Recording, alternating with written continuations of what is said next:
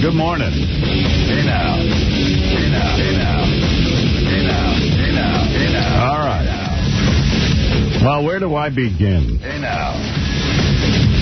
How was your weekend and all of that? Of course, Craig Gass with us today. Everybody loves Craig Gass. Hey now. Especially Al Pacino's baby loves him. I'm a huge fan. That guy keeps me going. Yes. Al Pacino's baby. Haven't heard from you in a while. Oh, yeah. Well, it's been a while. I've been slacking off. Al Pacino's baby was hiding in a bunker during all of the World Trade Center disaster. But he's out and back. I'm ready to help out in the war effort by lobbing some bombs over there. You're going to lay a few bombs right here today, aren't you, Al? That's right. That's right. Anyway, first of all, I don't even know where to begin. Should we begin? I missed that star-studded celebrity telethon on Friday night. I just figured they repeated all weekend on some channel, but they didn't repeat it on any channel.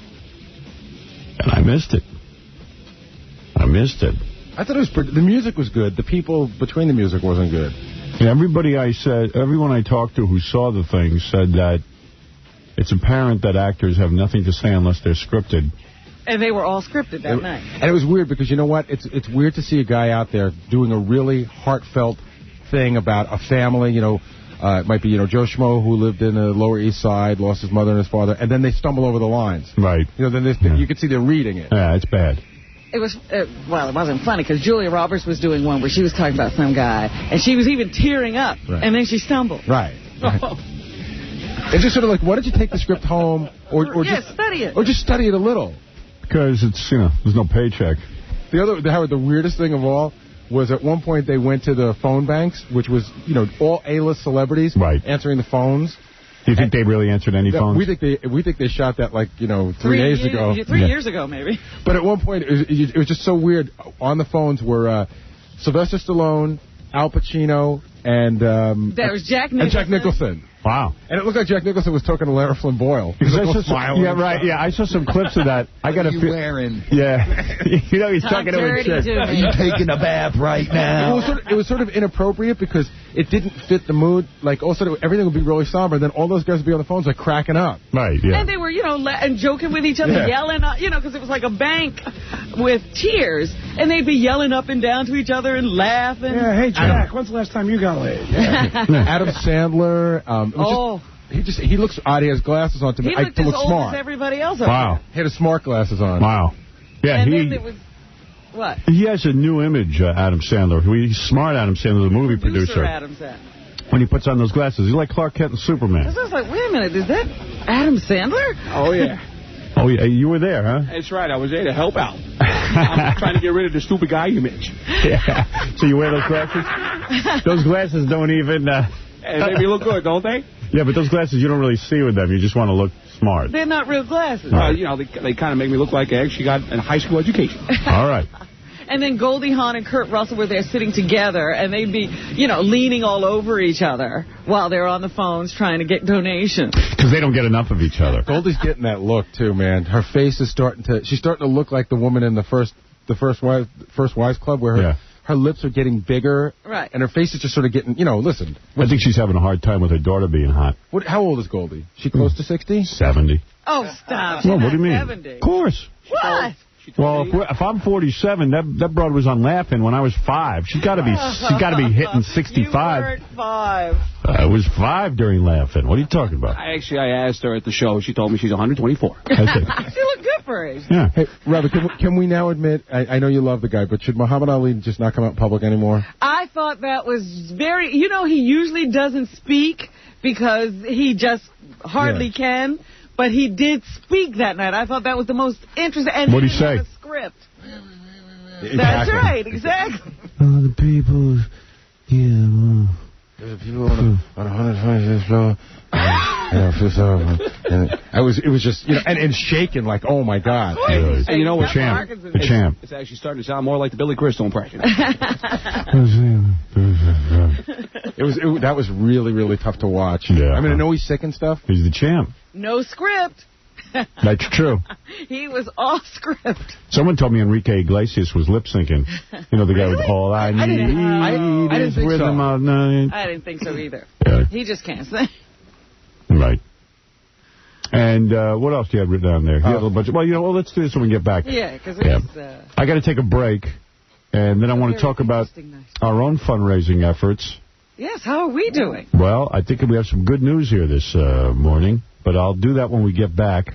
Everybody's been so good about contributing to the NYC PPI, which is a fund that will help firemen, EMS workers, and police who all gave their lives in this rescue effort. So I'll tell you how we did with that, and I think we should keep it going, quite frankly. But yes. Because those guys are going to need a lot of help. Also, let's see who else is going to be on the show today. What the hell is this? A man who went into debt to save his brother and suffered the ultimate humiliation. I don't even know what that means. Know what that means. What is the ultimate humiliation? I'll tell you during the break. Okay. We save it as a surprise. All right, we do have the Beetlejuice homeless game, which I'm going to do so I can give away some prizes and some other things coming up. Also coming soon, Carney Wilson, Daryl Hannah. Daryl Hannah, did you say? Yeah, I can't wait to meet her. She's hot. The real Daryl Hannah? Yeah, she's hot. I always thought she was hot. You think she's hot? Yeah, well, I didn't Splash, but that was 1983. I've seen pictures of her. She still looks good. She's still pretty good looking. No? Why are you asking me? I'm asking you. I don't know. Thinking maybe another broad. Don't her and her sister suffer from that disease where the more sugar they eat, the thinner they get? Yeah, they can't. They can't eat enough. Exactly. Wow. I got to hear about that. I got to hear about that. Isn't that great? Yeah, I love that. I want that disease. And they're upset because people don't understand their pain. And the one that I'm upset with who isn't coming in, not that I care if he doesn't come in. I mean, Ben Stiller.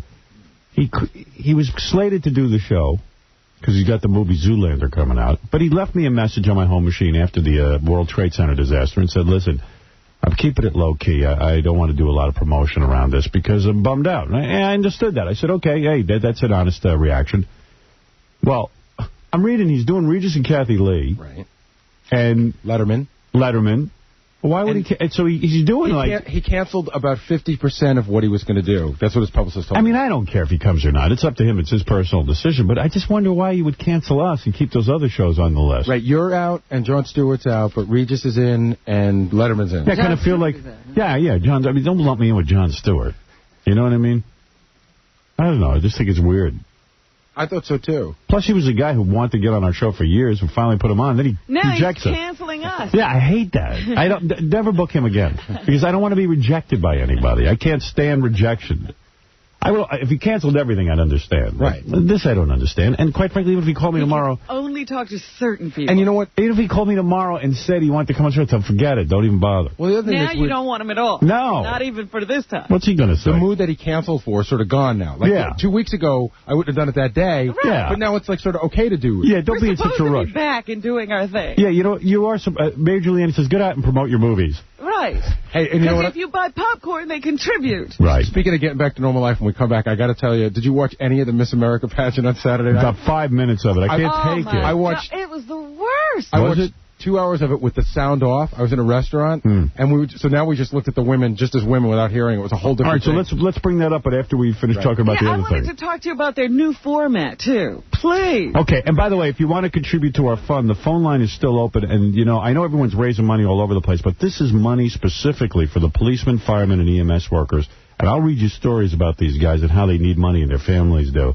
If you still want to give, this is a perfect time to do it. I don't even care if it's a $5 donation. 877-280-9200. And I set up a second number because some people said they couldn't get through. Oh, really? 800-711-3050. If you could just give me $5 on this fund, I think that it would go a long way. But you're right, Howard. There were a lot of people on Friday that tried to get through. It was just so busy. Yeah. So if you tried on Friday, please try again because we have 2 numbers set up. Yeah, I'd love to do that. All right, let me take a break, and we'll be back right after these words. Howard, Robin, and the crew. Yo. Radio World, what's the deals, Neil's old. This is Queen Pen, representing live and direct with that crazy man Howard in the morning. Howard, give him something to talk about, baby. WBCN. Howard Stern.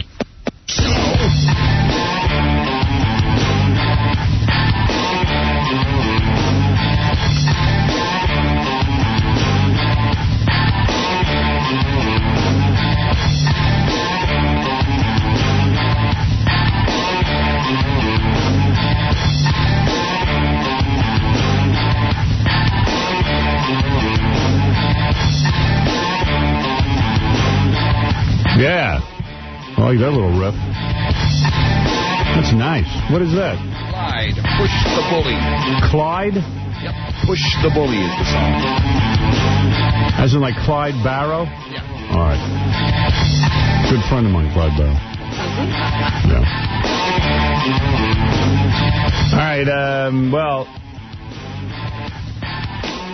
I watched football yesterday. I watched the Cincinnati Bengals play.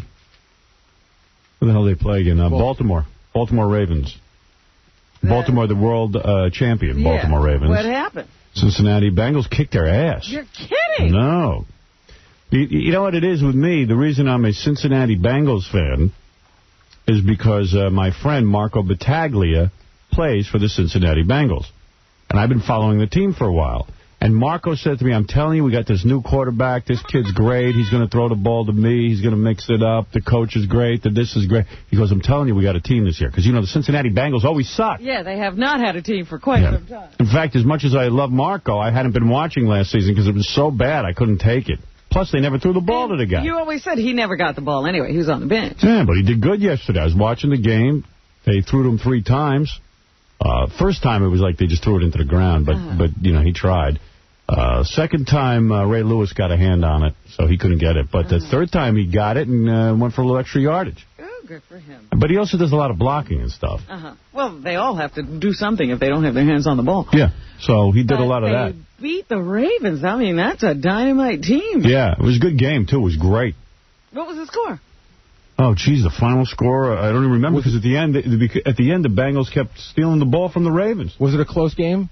Was that the first half looked all Baltimore. Even though the score at halftime was 3-0, it looked like it was all Baltimore because Baltimore held on to the ball a long time. But the Cincinnati Bengals defense is so strong that they kept the Ravens out of the end zone. For like 12 minutes, they were on the 5-yard line, and they couldn't get in, and there were penalties and all kinds of things. And still, the Ravens, after like 9 attempts, couldn't get in to the end zone. I like how you watch. You don't know the score. You don't know. I told you, at halftime, it was 3-0. It would have been 10-0. What was the final score? I don't remember. It was about, I'll tell you what it was. Like, let's see, the Ravens scored. It wasn't a good touchdown, was 9. So the Ravens had like 10, but I don't remember. The Bengals had...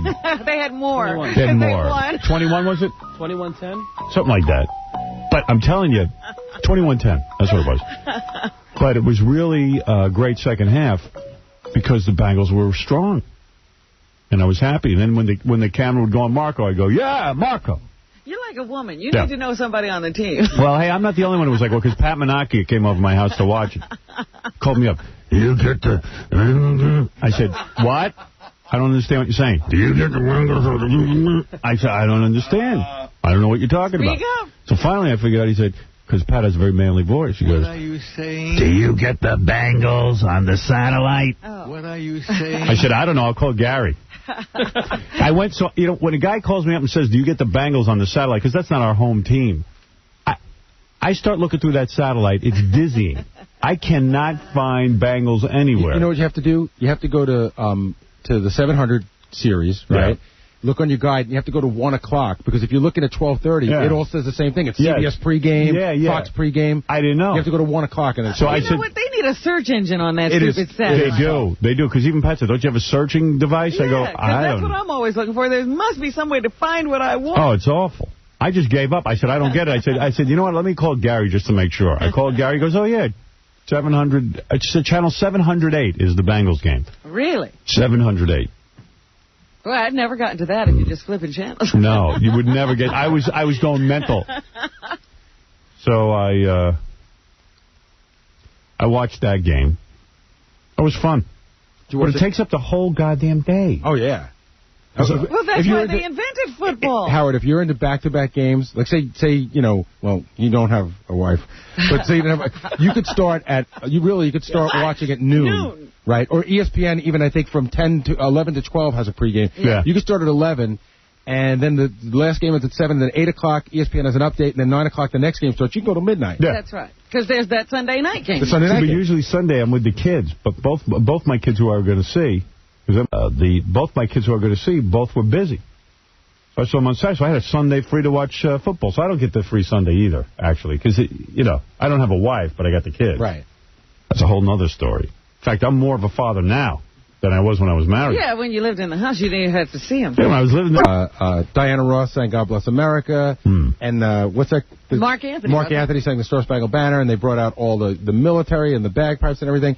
But I was watching the special, the telethon, but I had to switch over. The 7th inning stretch, Liza Minnelli was going to come out and sing New York, New York. Man, she is just... First of all, she's huge. Right. And she doesn't look like Liza Minnelli anymore. And that voice, she had the microphone. You couldn't even, they didn't have a close-up on her. She's like, is everybody ready? Yeah. You know, she's she's her mom. Like my impression of her. Yeah, they're dragging her out everywhere. Yeah, and she sang the song, and she had, like, cops out there. She put on the cop hat, and her and the cops were doing kick lines. Well, you know, I don't know if those were cops, but they were doing these Rockette kind of kicks. I was like, that seems strange. You know, and I'm watching this thing because it was looking like Gladiator to me, and everyone was getting bored, you know, at the Oprah Winfrey thing at Yankee Stadium. And I'm saying, really, what they want to do is drag out an Arab terrorist and kill him right in the stadium, which would have been great. Rome. Yeah, like Rome. Like, let's kill someone. What is all this peace and love crap? The police would have been full for that. Someone from the Middle East. I got to tell you something. Here's a couple of things I learned over the weekend. One of the things I learned, I went to see my great friend and dentist, Dr. Matthew Kaufman, who I love. And he taught you something. Well, actually, he did, because Dr. Matthew Kaufman's a pilot. And he was saying to me, he's one of these pilots that can only fly during the day or clear conditions because he's not an instrument pilot. Not instrument trained. Right. So he was talking to me. He says, do you know when the safest time to fly is? He said, at night, preferably during bad weather conditions. I said, why is that? And this is a good thought. He goes, because none of these terrorists can fly instruments. They don't know how to fly instruments. So if you're going to hedge your bet, fly at night. I thought this was good advice. Yeah, but then you're flying in fog, and you're in so danger. what? You're be killed by weather, not terrorists. Yeah. The professionals know how to do it. They're not JFK Jr. Those planes how many times a year are there a plane crash? And how late do not they many. fly? Listen, plane crashes less than certainly car crashes. Well, yeah, but... And plane crashes are not that many. And most of them are not commercial flights. You know that. Most of them are from small aircraft. Yes, but how often... I mean, the only flight I know overnight is either from L.A. or Las Vegas. There you go, baby. Fly at night. Drive to Vegas. Because the terrorists can't fly at night. They don't know how to do it. They needed a real clear day. In fact, most people think the reason the attack occurred on Tuesday and not Monday, Monday was a rainy day. Yeah, Tuesday was bright. Yeah, they could see clearly. And so anyway, I learned that. What else did I learn over the weekend? Somebody else was talking to me.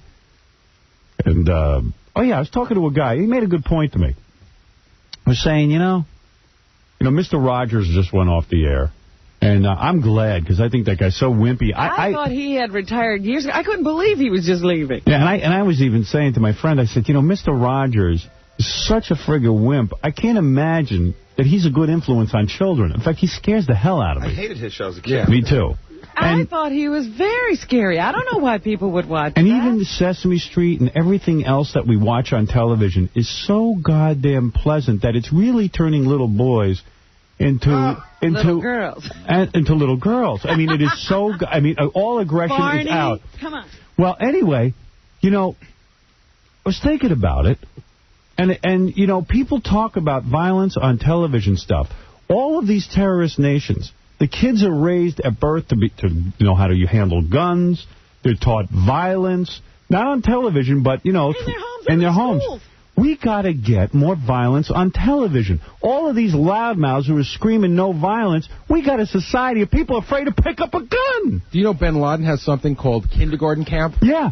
That's what I'm talking about. Children. Yes. We cannot even, our little boys must have, hi, kids. Can you say M16? Sure. She could. Our kids aren't even allowed to blow up anything. Clean our guns. We got a society of wimps. Would you like to go to terrorist camp? Do you know how to fire a gun? Do you? I'm wearing my camouflage today. Do you know how to kill the Arab terrorists?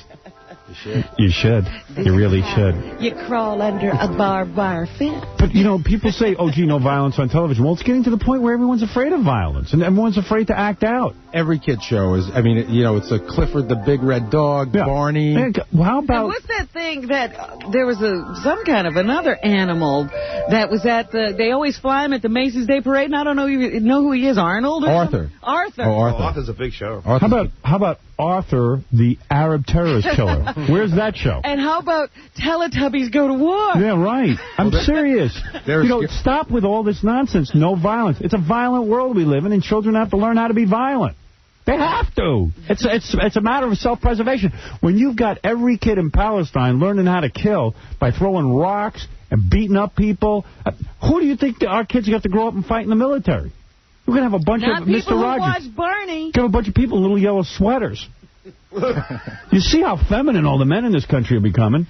Wait a minute. There was a picture. You know how you talk about the guys out in the Hamptons with the sweaters wrapped around? Oh, their capes? Yeah. Superman. I saw a picture of Charlie Rose in the New York Magazine, and I swear he was just wrapped up in a sweater. The sweaters, I mean, it looked like he was going to take off. It's like, why don't you become a ballerina, Charlie? You know, GQ did an article. You know what? Women wear their sweaters wrapped around their shoulders, which I always think looks incredibly stupid. You know, they buy a sweater, and the finishing touch to their blouse outfit is the sweater tied around the shoulders. Right. And all right, it's a broad. I figure, okay, what do I know? They can get away with it. But then when I see guys doing it, I see guys who don't even look like men because they got facelifts, wearing yellow sweaters tied around their shirts, and they're walking around, and they look, well, and they what are those? They look like it looks like a cape. It's like orange and yellow. And yellow. It looked like a windbreaker he had wrapped around it. Yeah. Are those straight men, though? I mean, Charlie Rose is straight. Oh, he is? Yeah. He's straight. I know he banged a lot of chicks. Because they did an article in GQ. They called it The Gaying of Male America. Thank you. And they were talking about all the stuff. And by the way, GQ is the leader in gaying up America. Take a look at some of the fashions in there. I know. Crying out loud. There's more. I think they started that sweater thing. Better get some men who know how to fight and kill and have some angry feelings. Crying out loud. Before we're all dead. No violence on TV. More violence on TV. Don't listen to these people. You want to help Mr. Rogers get the mail? You want to open that package for me? I'm kind of scared. Listen. It's just ridiculous. Mr. Rogers. Well, now he's gone. We need a macho TV show. Al Pacino's Baby. Don't you see that a lot of your friends are watching very, very feminine shows? I think that we could put Sam Kinnish in and have Mr. Kinnish's neighborhood. All right. How can we do that? I can't get Al Pacino's Baby. I'll take Sam Kinnish. He's not here right now. I think we could train these kids, because these kids are going to terrorist camps. These are not the kids that watch Barney the Dinosaur. We can train our kids. Send them overseas. I don't know where I'm going with this. All right, Dad. Thank you. Barney. I was looking for Al Pacino's Baby, right, but okay. Barney's the gayest show of them all. It really is. It really is. Oh. It's you know, it's everything. No matter what happens, it's love, love, love. I love you. And everybody holding hands and singing. Yeah, you know, that's right. It's a lot of holding hands in a circle and singing. It's not a guy thing to do. Anyway, so where was I? Oh, those are things I learned over the weekend.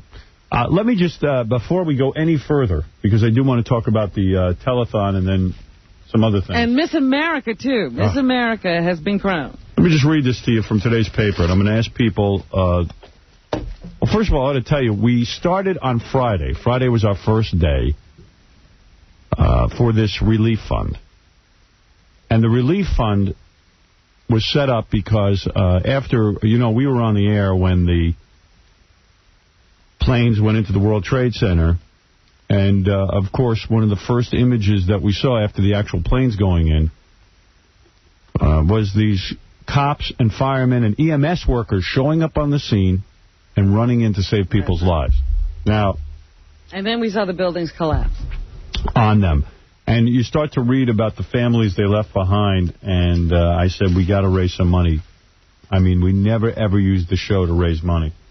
Because, you know, I don't know. For some reason, we've just never done it. Well, usually we're heartless. Yeah. Somehow this found our heart. And if this didn't move you, nothing will move you. Yeah. I went to a memorial service yesterday. Right. And to watch, I got to tell you, I'll be a guy and tell you I cried. To watch somebody's parents get up and talk about, their child, 39-year-old guy talk about their child. It's really the most painful thing I've ever seen in my life. Yeah. And his sister got up and all his friends, and it's just sad. I saw one guy yesterday, I think it was on TV, an older guy. He was like, just want my son to come home. I was reading the New York Times, and they had a picture of a mother holding the baby, like a 2-year-old holding him because, Daddy was never coming home, and the little kid is sitting there touching a picture of Daddy. The guy was a fireman, I believe. Now, that touched me so much that I said, okay, for once I'm going to ask the audience, please, if you love this show, do it for us. This fund will go directly. It was set up by Mayor Giuliani, NYC PPI. This money will go directly to these people involved, the people who lost. The families of the people who died in the collapse. That's right. So, anyway, on Friday, we raised over $1 million. That's kidding. Right. That's right. Oh, that's wonderful. So, I got to thank my audience for coming through because we, that sort of says... That's amazing. That's really wonderful. To me, it's an indication that you not only care about these people, but you care about us. I mean, our radio show. And you care about New York, and you care about everything. Yeah, about everything. So it's just really great. And we have a lot of people couldn't get through. And all I'm asking from my audience, if you love this show and you've been listening to it for years and... you think we're worthwhile. If you could, trust us on this one. Pick up the phone for once. I know a lot of people are very leery of picking up the phone, but these are two lines that are set up. Literally, if you just give $5, because I know we have millions of listeners, if you would just give $5, the minimum. I mean, if you can give more, give more. But if you could, we could really, really make a difference here and help these people out. And here's the numbers, 877-280-9200 or 800-711-3050. And keep in mind that image of this woman holding her baby and the baby sitting there stroking the picture of the father. And that'll make you give something. I know it. There's no way you can turn that image down. And the one that really got to me was the woman I heard about who went into labor after this whole thing occurred, and her husband has not come home. There you go. She just had a baby. That's right. So the numbers are there right now and very easy to get through. 877-280-9200 or 800-711-3050. And I want to thank everyone who already just said, you know what, we're going to give. Oh, that's great. It's really great. Yeah. I don't even have a wallet, and I'm sending $50. You are? That's right. Right from your diaper. Right from my crib. There you go. Chauncey, you're on the air. Hey, how's it going? Right. On behalf of Stepping Out Magazine, I'd like to give $1,000. Oh, that's great. Wow, Chauncey, I was about to get on your case, but I'm not now. They were about to yell at you. Why? I'm just kidding. No, because you were putting on your serious Chauncey voice. It's a small amount. It's really not that much. Well, it's wonderful. And I think everybody That's a lot. Are you kidding? That's great. $1,000. I'm looking for just someone to give $5. Yeah. Well, $1,000 is great. Did you call the number? I'm going to call it right now. Good. I wish it would take American Express, but that's okay. They do. They do now? They fixed that. They fixed that. Oh, no kidding. They fixed that later on in the day, yeah. Okay, they take American Express. Because I saw a guy at Ben's Deli on Saturday, and he told me that they didn't take American Express. They're taking it now. They're taking it now. Excellent. Okay. Hey, Howard, my good friend Donald Trump just called and dedicate and is this the serious John voice? and is donating $10,000 to the charity. No kidding. Why am I talking to you? Why couldn't we talk? I asked him to come on. He said he doesn't want to come on, but it was definitely him. I wish he would have come on. Yeah, I begged him, but he said. Did you give him the phone number to call? He knows. He knows the number. Yeah, $10,000. But by the way, Donald Trump, man, thank you, bro. $10,000 right there. And GoldenPalace.com gave $10,000. Yeah, and one of our other sponsors, who was that? Gave $5,000. I'll tell you who. It was another internet company. And who gave the $5,000 on? Golden Palace? No, I said 10. Golden Palace gave 10. Who gave the 5? Oh, I know who. Dr. Calabro. That's right. Dr. Sal Calabro, the plastic surgeon over in Philadelphia. Yes, he did. Hey, Howard, let me just say who's done such pioneering work in breast implantation. Leading work. the way. I got a funny phone call the other day. I forgot to pull it. It was a guy, he really wants to go into the military, but he's overweight. He wanted to get liposuction from Dr. Sal so he could join the Marines. There you go. Now, there you go. Dr. Sal, what a good guy. You know, it was real funny when High Pitch Eric was here talking about his joining the Wait a military. minute. Did he go down? Remember, he was all dressed. Did he go down? That day. I don't know what happened. Yeah, I thought we were going to send the camera crew with him. Anyway, Donald Trump, thank you for that. That's and you know what? Beautiful. Don't get intimidated by a $10,000 figure. All we need you to do is give $5.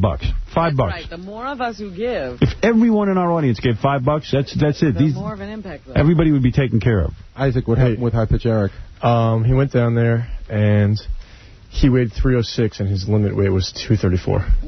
306. They only take a guy if he weighs... Yeah, they have a height and weight chart, so... 234 was the he was a little overweight. He couldn't do one sit-up. He wasn't even close, though. It wasn't like he was overweight by 5 pounds. Yeah, like in a week he could work that off. You're telling me people could have gotten out of the Vietnam War if they just got up, ballooned up? Yeah.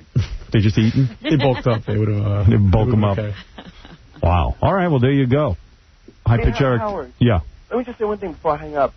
When history remembers September 11th, there better be a chapter about you, because what you've done has been... Oh, please. I haven't done anything. It's been amazing. It really has. Thank you, Chauncey.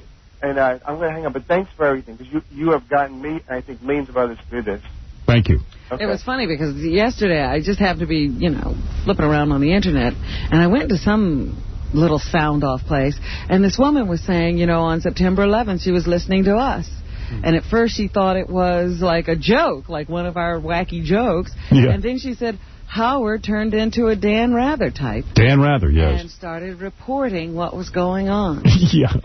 Well, what were you going to do? Yeah, but you know what? I listened to it, Howard, and don't sell it short. It was amazing. Really? I listened to it again. It was amazing. Do you think I'll receive the Pulitzer Prize? The Pulitzer is what you're... The Pulitzer? The Pillsbury Prize? I sent you a note that day. I said, we did a great job. You did a phenomenal job, and no one's ever going to appreciate it except our fans. Right. Well, that's all we need to appreciate. That's right. Our fans. I was on a train trying to get into Manhattan, listening to the show, hearing everything that was happening, and I became the media center on the train because... You were the one with the radio? Well, because nobody in the on the train knew what was going on, and everyone kept going, so are you listening to CBS Radio, or are you on 1010? And I go, no, I'm listening to Howard Stern. And everyone went, oh. Like, that can't be good information. Maybe this is just War of the Worlds. And, Craig, did you report in voices? I hope you didn't do it in your Craig Gass voice. Yeah, I turned around and I said, it doesn't look good. Yeah. Get the news from Al Pacino. Dude, I did impressions for 90 minutes after every one of my shows at Zany's last weekend to try to raise money. How'd you do that? Well, people are always asking me to do their answer machine messages. Hey, will you do Gary Del Abate or Arnold Schwarzenegger's retarded brother on my answer machine? And I said, look, I'll do it if you guys will chip in, because I heard the show on Friday. And I raised almost $8,000. Wow. Wow. Answering machine messages.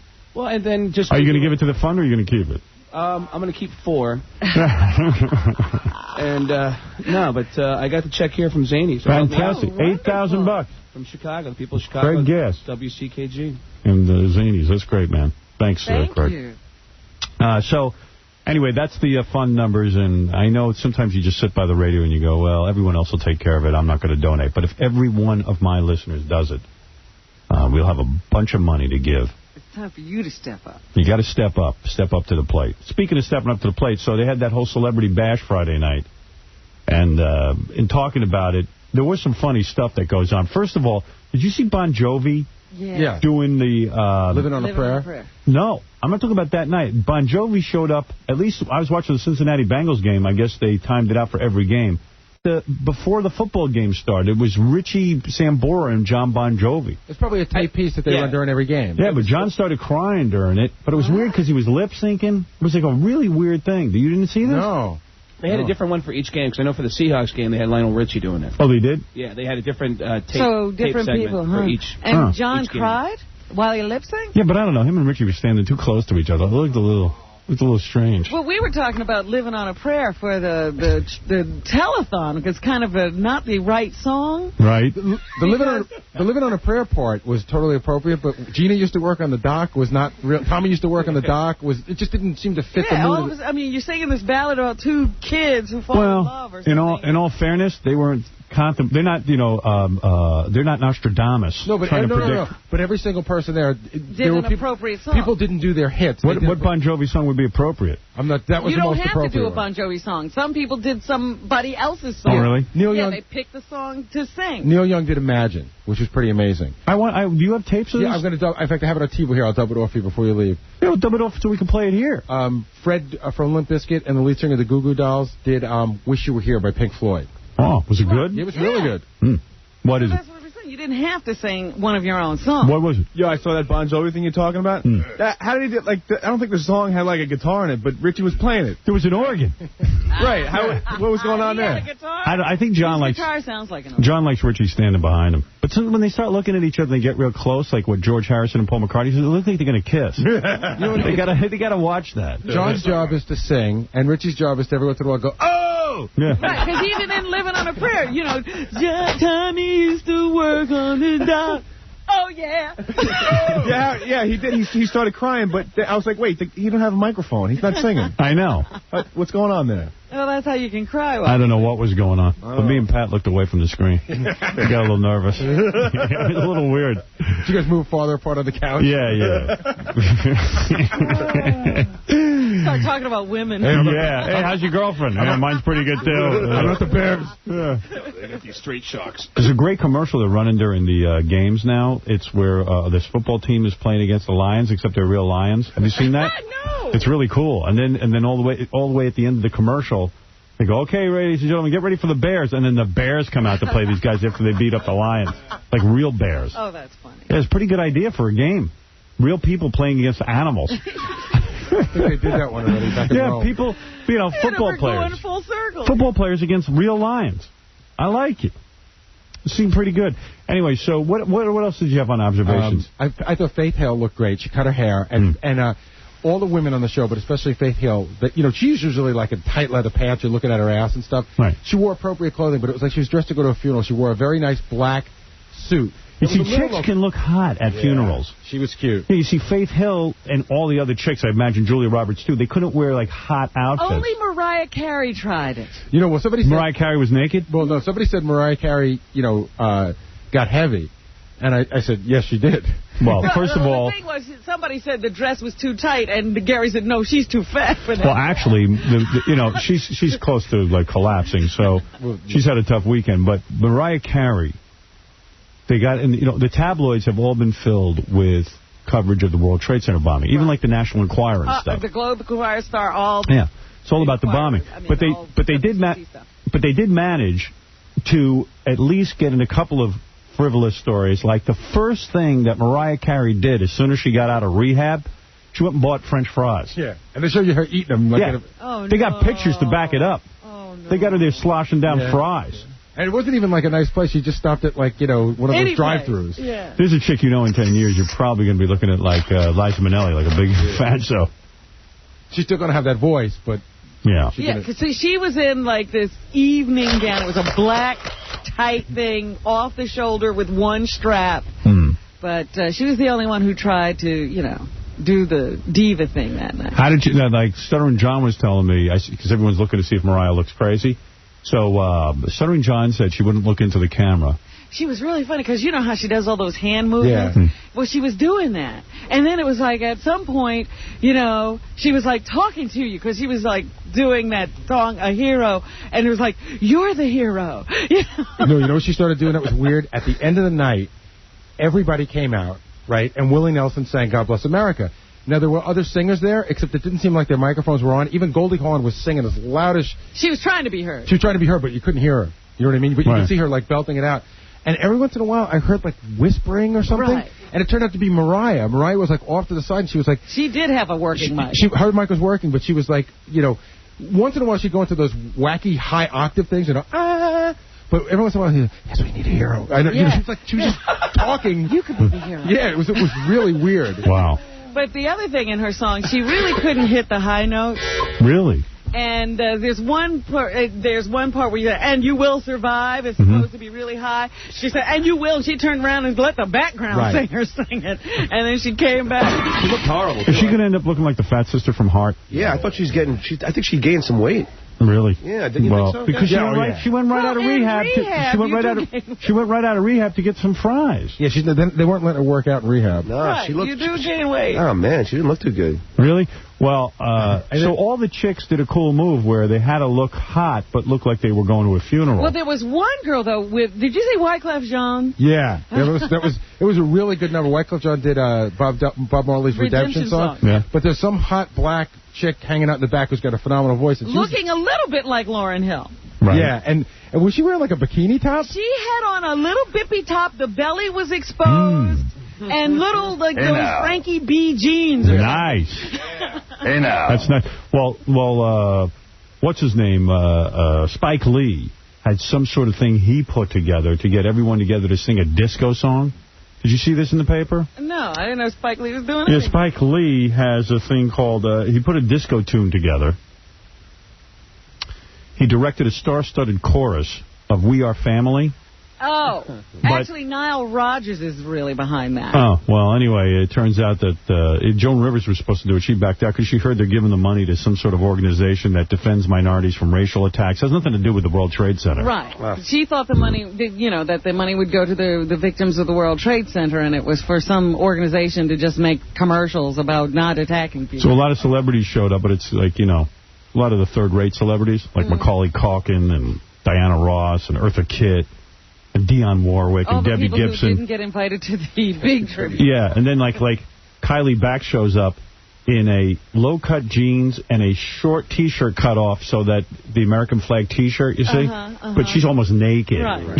So she just said, hey, screw it. I'm going to show up almost naked. Back, so I gotta be Kylie. I'm going to get in the newspaper. She's wearing the same outfit she always wears, except it has the American flag on. Yeah, right. But it causes a lot of attention. But the point is, Kylie always shows up to get a photograph. That has to be done. Yeah, but a lot of the hot chicks who showed up on the Friday night telethon, they looked hot, but they had to be dressed up like going to a funeral. Or you couldn't see them at all because they sat down behind the piano. Like Sheryl Crow was sitting down behind the piano, and there's this other girl, Alicia somebody, who was sitting behind the piano. Yeah, Sheryl Crow was almost unrecognizable. Yeah. She was so dressed down for the occasion. See, but like Kylie Bax mourns half naked. Right. I mean, she's got to be half naked. It doesn't matter if there's World War III, she'll be half naked. She's true to herself. Well, I think that she realizes she's zero talent except for being half naked. That's what she's good at. Yeah, I mean, what is she going to do? What talent does she bring unless she's half naked? Now, the other thing that you do notice about these tributes is that, actors need a lot of help to really be anything at all. But a singer can always come out and sing a song. Right. What else did you have in your notes there? I talked about that. Remember the Dixie Chicks were really hot? Right. And there's three of them? Well, one of them got really fat. So now it's like the Carney Wilson, Ann Wilson thing. So how do they hide her fat? They didn't. She was wearing a denim miniskirt to boot. Wow. She brave girl. She should have been in black pants, minimally. I don't like when fat chicks embrace their fat and like you're like, you know what? I think she really has. I'll wear whatever I want to wear. I don't care. I'm going to dress hot no matter what. Yeah, that's ridiculous. Yeah, go ahead, Mike. You're on the air. Yo, Howard, listen. You remember that Diva show with Mariah Carey and all them divas? Yeah. Now Mariah Carey's starting to look like Aretha Franklin. Well, she's gonna. I think she's gonna rebound. By the way, not good news for her movie. No. Oh boy. The movie earned $2.5 million at the box office. It didn't even get into the top 10. They said, one of the headlines I read was, it arrived with a FUD. Which is crass. How would that be? She sells millions of records. You'd think somebody... But movies are different. You still have to have a decent movie. Although, there's a great article in the New York Post this weekend called Why Movies Stink. And I'm going to read from that later. It explains why movies stink. It's a pretty good article. But, Mariah, she did the wrong thing. She tried to go out and be in her own vehicle right away. Whitney got Kevin Costner to make a movie for her. But Prince did this and had a huge hit with it. But that's different. I think Mariah Carey's going to have a big future in porn, though. I mean, if she could do a porno, I would buy that in a second. I would. I'd buy that in a minute. Oh, that would outsell... $100 million. Would that outsell Pamela Lee? No. Yes. No. Yes, it would. You think? Hardcore porn? Absolutely. Yeah. She's got to at least be in Playboy soon, don't you think? She could do all those black guys she hangs around with? Are you kidding me? That'd be unbelievable. Oh, by the way, do you see who's going to be in Playboy now? Who? Jenna Lee Nolan. Oh, really? Jenna, whatever. She was on Baywatch, the first, the original Baywatch series. Yeah. And she was like, I'm the one who doesn't pose for Playboy. Yeah. She's left her husband. Oh, really? Yes. Oh, she loved that guy. She's posing in Playboy. Get her on the show. She loves that guy. Book her, man. Oh, yeah, no, she wants to come on. Now we got a reason. But she's been making gradual moves because she did do a magazine that was like one of those ones where she wasn't naked, but she was naked just holding her breast so you couldn't see everything, but you could see everything. She was getting closer and closer. And she said, I realized I'm 30. How long is this going to last? I might as well put it in place. Yeah, let's take a look at that. Hey, listen, I got to take a break because it's been a while. Everybody sit tight, and then we got to finish this rap. Yeah, I'll take a couple more. There were a couple other people there. All right, we got about 60 other raps to go to. We'll be back right after these words. Now you're listening to the Howard Stern Show. Stay tuned. The Howard Stern Show continues after these on BCN. WBCN. You're listening to the Howard Stern Show. All right, look. First things first, I want to pick up the phone on Howard Brodsky. Howard Brodsky is one of our sponsors from the Crunch Fitness Centers. Great Crunch gyms. Uh-oh. Is he gone? Damn, too bad. Where is Howard? John, come in and explain to me what's going on. Okay, he's gone. All right. So we're going to have a nice donation there for the Howard Stern Relief Fund. If anybody wants to call, please do it. I told you the goal. If just everyone in our audience who listens to this show, instead of saying, everyone else will take care of it, if you would just pick up the phone, 877-280-9200 or 800-711-3050. Either number.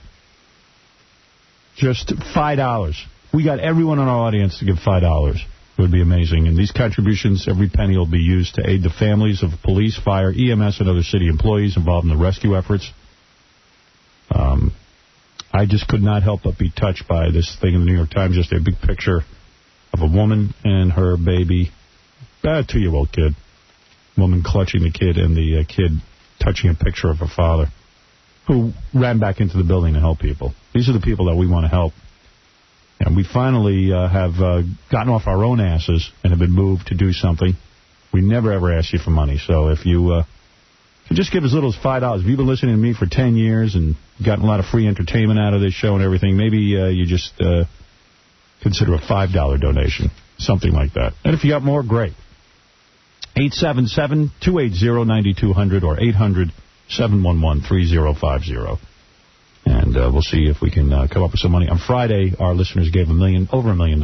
Amazing. And, I just feel so good that, that we did that together as a group, And I want to thank all the listeners. Anybody who reached in and took out some money, thanks. And please do it today. Yeah, usually we're called names, the listeners of the Howard Stern Show, the morons, the whatever, the idiots. The idiots. So, we idiots did it. Hey, what's up? That guy Howard Brodsky? Yeah. He didn't want to come on the air, but he donated $15,000. 15? Yeah. That's nice, man. Wow. $15,000. $15,000. From the Crunch Gyms? From the Crunch Gyms, yes. Thanks, Howard. $10,000 from GoldenPalace.com. $10,000 from Trump. Donald Trump called and gave $10,000. It's great, man. Who else? Dr. Sal Calabro gave $5,000. $5,000, Golden Palace. Yeah, but you don't have to do that. I mean, if you got the money, to do that. Yes, Chauncey gave $1,000. Yeah, if you got the money, great. Step up and do that. But if you just $5 is all I'm asking because we have millions of listeners, and $5 a listener, we could raise $1 trillion. I'll have to calculate that. I don't think you're right. 5 times like 10 million is $1 trillion, I think. All right, let me talk about nothing funny has come out of this tragedy, of course, but it is interesting some of how celebrities are treated because now Friday night was the big telethon, and that telethon got all the A-list celebrities. Yeah, all the movie stars, Tom Cruise, Julia Roberts. I mean, when have you ever seen Tom Cruise? Tom Cruise was there. Yeah, answering phones and stuff. And those guys looked like they were having a big party, quite frankly. Yeah, every time Brad Pitt was back there, having a good time. It looked like it was the best place to be on Friday night. We think Jack Nicholson was talking to chicks because he was smiling. He seemed to be enjoying it. And he was like, hey. Hey, baby.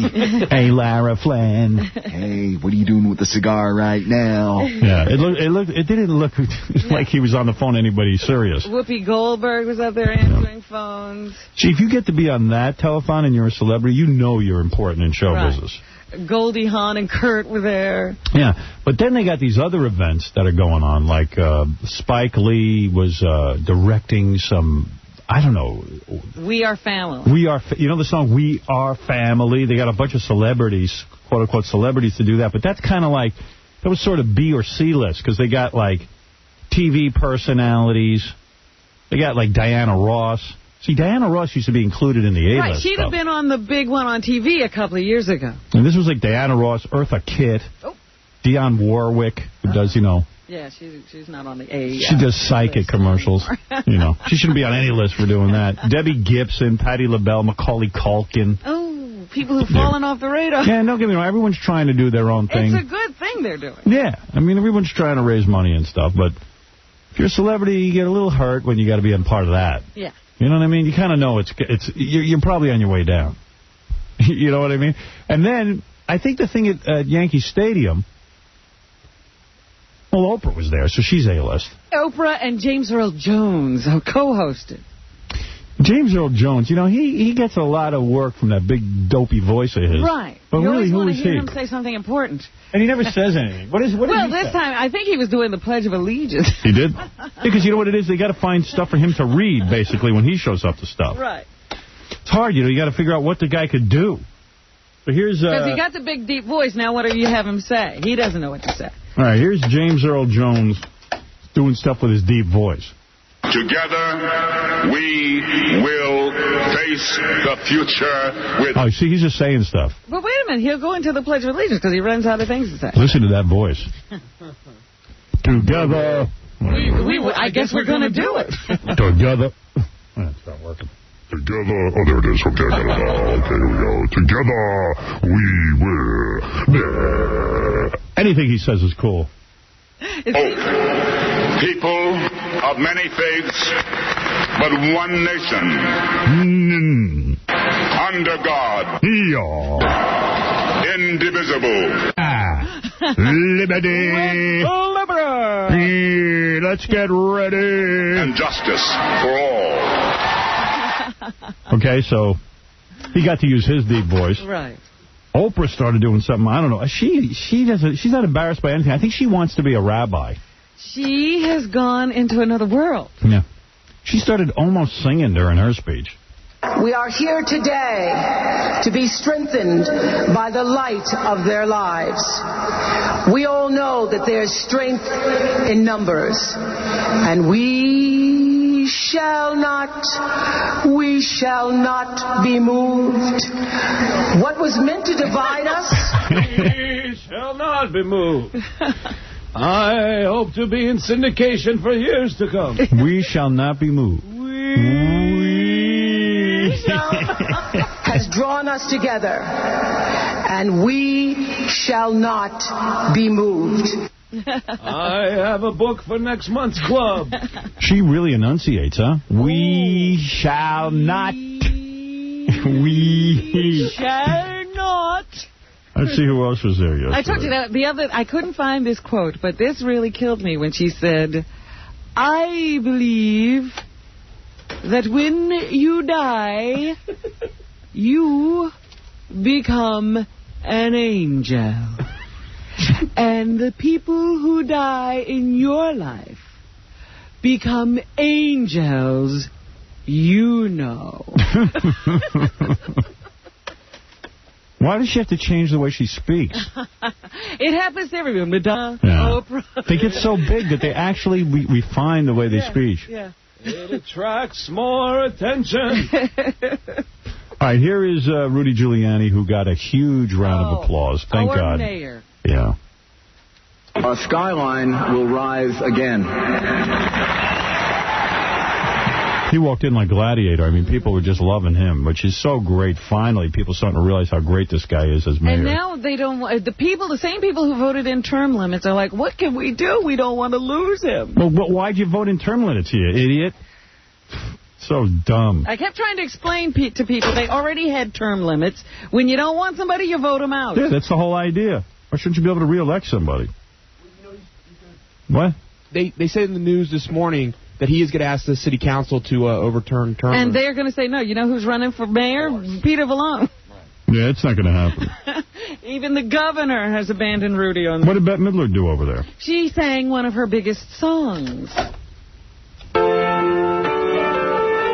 Did you ever know that you're my hero?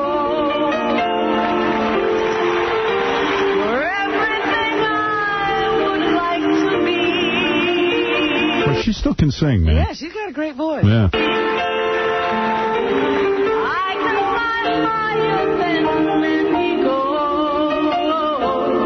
I can fly higher than a Negro? No. Is that what you just said? Eagle. Oh, an eagle. Oh. He said, well, I never, the Negroes. Negroes can fly, but I can fly higher. I can fly higher than a Negro.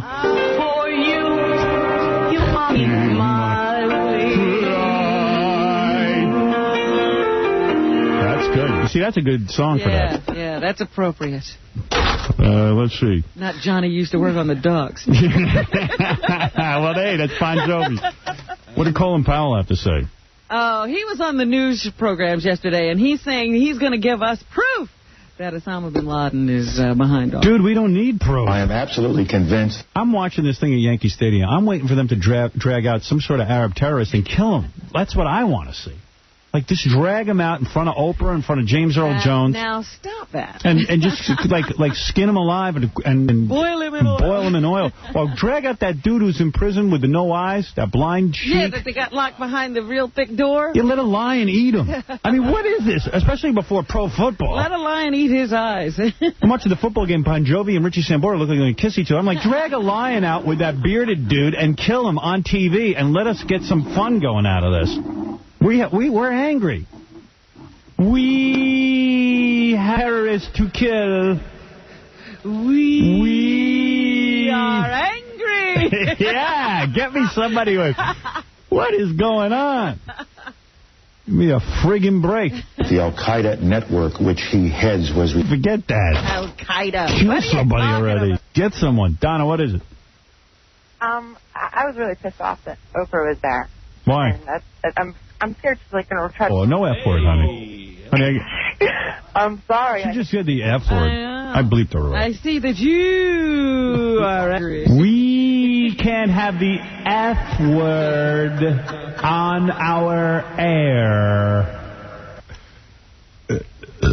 Lee Greenwood, who's one of those country guys who, by the way, as far as I'm concerned, they can take all the country artists and ship them out of the country, too. But he was singing God Bless. Everybody, he did this song a couple of years ago, and now everybody's grabbing him to sing this song. And I'm proud to be an American. This is a guy? Yeah. Wow. Where at least I know I'm free. And I won't forget the men who died, who gave that right to me. And I gladly stand up next to you. That's a good song to sing for this Right. stuff. I mean, he happened to have written that a couple of years ago, and now look at what it's doing for it. All I know is I tuned in that thing at Yankee Stadium yesterday, and all I know is that there was a bunch of, like, rabbi dudes and some priest dudes, which, Every kind of faith, yeah. which I was fine with that. And then they got a whole bunch of, like, I don't know, Arab guys. Right, I don't know. had Muslims there, too. Yeah, I guess everyone's trying to say, not all Muslims are bad people, but I don't know. I need to hear that right now. It was pretty funny, because the outfits that our clerics wear are really strange. There was one dude who was, like, dressed up like, he was covered head to toe. Uh-huh. But I think he was Greek Orthodox. Right. And then there was another dude who looked like he was a Satan worshiper. He had, like, a big robe with a hood on. You can't even see his face. Well, my question is, though... You need the outfit, though. Before they decide to do a thing like this where they know other ministers are going to be, do they look in their wardrobe and go, what should I wear? Yeah, well, they were all dressing to kill. Right. You got to see. I mean, I saw rabbis on there dressed up. The hats were more elaborate. Yeah. Than I'd ever seen before, But these Muslim guys, some of them they dragged out. They had the full turban and everything on. They did the whole turban thing, but, you know, the cardinal was there with, you know, he had a beautiful dress and cape. Yeah, and then the long dress. I mean, and he only wore a little beanie yesterday. Now, and the Jewish guy had on a big hat. Yeah. Shouldn't the Jewish guy be wearing a small beanie? Everybody was confused. And then they got the Reverend dude, Calvin Butts. He did the whole, you know. We will build a monument. Their names will be etched in granite. There will be an eternal flame burning. But I'll tell you what's more important than that. And that is that we show them as they look down upon us that we are not afraid today. See, I'd rather go to a black church. If I had to go to a service, I'd rather go, because at least these guys yell at you and keep you awake. Yeah, and they yell stuff and they get all worked up. You get to yell back. You go to white people's services, whatever religion you are, and it's very boring. All quiet. It's very quiet. You can go to sleep. Yo. Who sang America the Beautiful? This is Mark Anthony, who's shown up everywhere.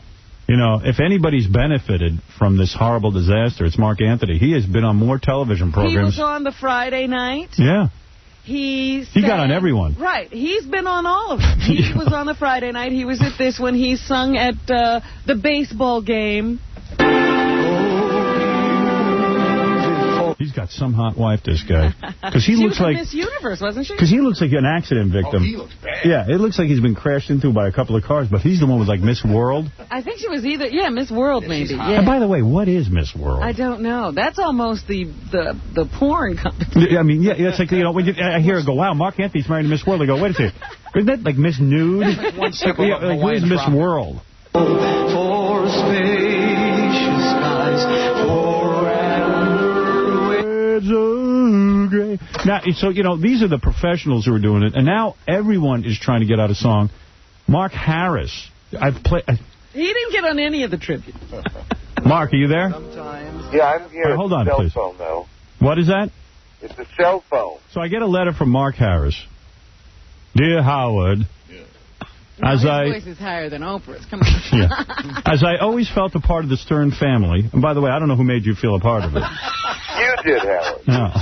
All right. Well, that was a mistake, Howard. As I always felt part of the Stern family and remain grateful for the airtime you afforded me, it is now that I need your understanding and support. Please let your listening audience know that we Americans have been fortunate to have been born to freedom. What are you shushing? No, not you. I'm sorry. There's people here. Go ahead. Oh, he doesn't want to miss his own letter. No, I want to be able to hear. Is it the pool boy? Who's there? The pool boy. Ramon, go back. Put something on. Don't be nude during the reading of my letter. I cannot concentrate when I'm being patriotic. Get your hands off me for a second. Not now. I know I'm hot, but please leave your hands off me. All right, listen to the letter Mark wrote. For this reason, with the lavish life I have always lived, I can settle for nothing less. There is no way my independence to live and travel around the world as an American bisexual Jew is going... The city is an Arab community. That's the only one you know of. Excuse me? I got to see this. What is this? I don't understand. He's on a train. The train dropped him off in Albuquerque. Right. And then what is he going to get back on the train, or where do you go next? Later today, we get on the train again, and we go to another city, and then another city, all the way up until New York. This is called we meet people along the way, and, of course, in the cities we stop at. He's wasting all of Martha Ray's money. But this is called a whistle-stop tour. Wait a minute. Do you think that's a waste, Howard? First of all, Mark, nobody knows who you are, number one. Boy, are you wrong. Okay. Number two. You are so delusional, man. Number two, I'm not sure. Really? I'm not sure exactly you ringing a doorbell and singing to people. It's only going to infuriate them. Yeah. If you rang my doorbell and you were singing, I don't know what I'd do to you. Really? Well, that's you and your take, but people have been most receptive. Really? It's because of the TV camera, I think. Yeah, maybe that's it. They're afraid to, like, yell at them. No, because it's a nice thing for Americans to talk together in person. I'm really a New Yorker who lives in California for 19 years, and I've never been to Albuquerque before, but they're very hospitable. Hello, Albuquerque. Hello. Albuquerque, I'm here. Hello. Mark, you just can't go to Albuquerque. You got to go there with a camera crew and make your presence known. Well, without a camera crew, could I document their sentiments, their faces? And what are you going to do with this? You also couldn't get anybody to talk to. Yeah, what are you going to do with this? Yeah, you need a camera to get people to talk to you. No. You'd be surprised, Howard. People do enjoy talking to me, just like you are now. All right. You think the camera crew has got a little pool going on how soon Barker's going to get beaten? Yeah, I would say that's And do you know something? If making fun of me invites humor, that's worthwhile, too, because everything is so grave and serious. I mean, especially people that have children. All right, Mark, listen, I'm wishing you well. Good luck in your mission, and come and show us these tapes. Are you going to join the military? The military is needed here in my country. They have biological warfare here now, and they will use it. Actually, Mark is right. Do you know that these terrorists who blew up the World Trade Center were, I didn't hear the report firsthand, but supposedly, and who knows if this is real or not because so much fake stuff is going around, but they were going to crop dusting places. Well, that's the latest thing. They've grounded all the crop dusters. Yeah, these guys, they're afraid of that. These guys were going to crop dusting places, like in Florida, like where they rent out those planes, and they were like 20 of them would show up together. Finally, the crop dusting guy had to get rid of them because they were annoying. Every day they'd show up. Wow. And now I think when people see like 20 Arab dudes coming every day to a crop dusting place, they might be... Forget about it. They're not getting any play. Yeah, they might actually call the FBI. All right. Hey, Mark, thank you. Thank you. All right, Mark Harris, everybody, out there entertaining the people of Albuquerque with this. Million people like me. This land is your land. This land is my land. From California. Mark's not the only one putting out records. We can't stop him from singing. That's how free this country is. I'll tell you, man, everyone is coming out of the woodwork with their own song. Here's just a couple. There's a dude named Frank sent this in. This is him doing the Star Spangled Banner, I guess. All right. All right, here we go.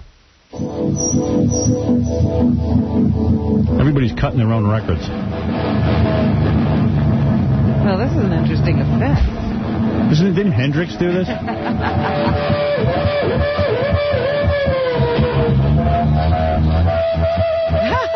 I think I could do this. I could do this. It is Hendrix. It's a guy ripping off Hendrix.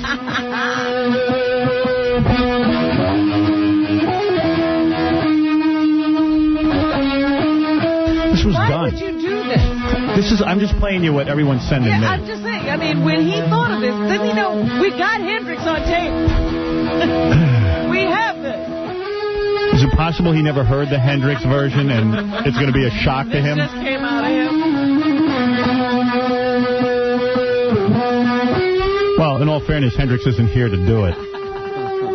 So we need a live version. He's available. All right, this is something called Trade O from Steve. He sends this in. Trade O. Shiites come and they blow a hole.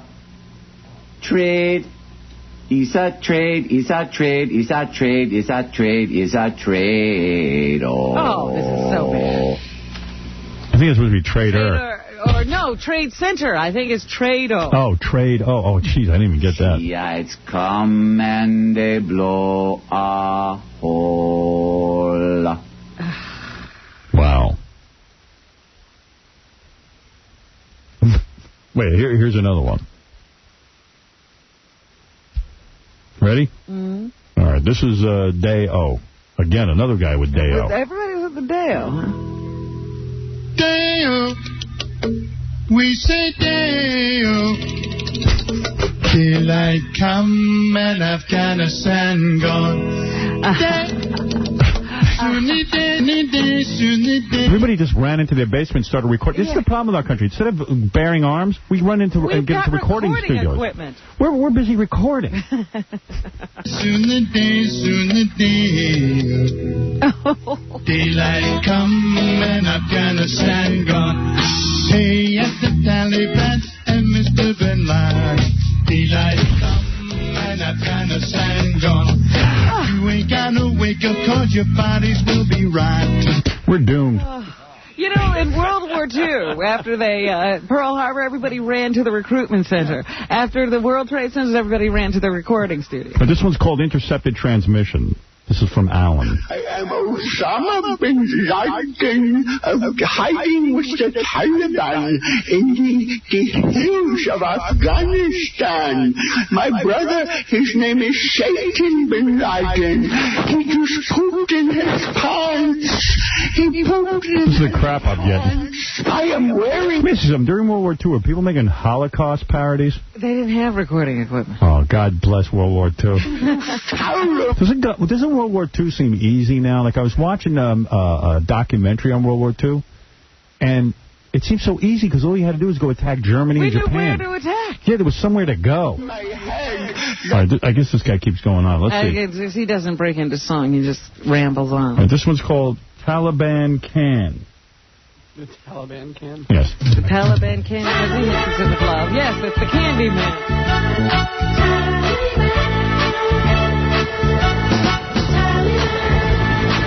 Ahmed, Abdul, come. It is time to make the jihad. Wait. What is... Wrap them around their heads. Wrap around their heads. Harbor some gorillas, thumb their noses at the feds. The Taliban. Oh, the Taliban can. That's from David. Jeez, the Taliban can. Here's God Bless America. This is from Curly, Dave, and Jeff. God bless America. See? The punk version. The punk version.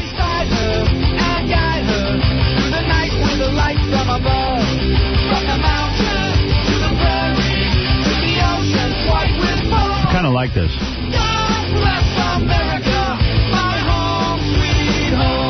I think it's catchy. All right. I think that's the best one we got. Yeah, they should have had these guys on the tribute instead of Celine Dion singing it. See, my mom called me, told me she was very moved by Celine Dion or whatever. Well, you know, Celine Dion has a beautiful voice, but she's not an American. And it was kind of weird to hear her singing it with her little French accent. And the fact that our singers are all sick right now is getting on my nerves. NYC. Mariah and Houston. Where's Whitney? NYC Demo, this one's called.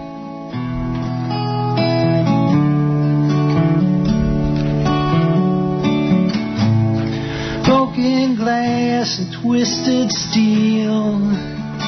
This is a serious one. Smoke pangs from the flames. It's Bob Dylan.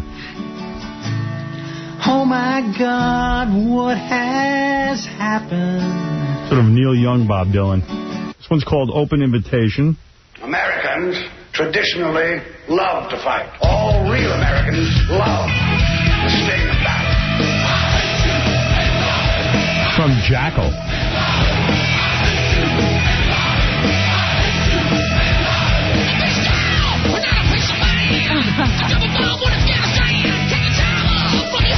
All right, this one's called I Love the USA. I pledge allegiance to the flag of the United States of America. Sounds like a serious one coming up.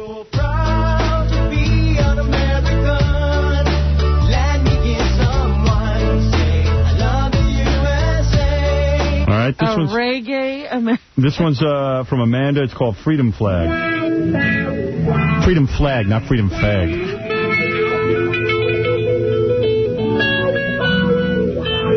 There's thousands of them. Everybody ran into the basement to record, I'm telling you. Stupid me, I watched the TV. That's got to be stamped out. We got to do something about it. No more recording equipment in people's homes. With the computer age, everybody's recording. That's right. Only professionals.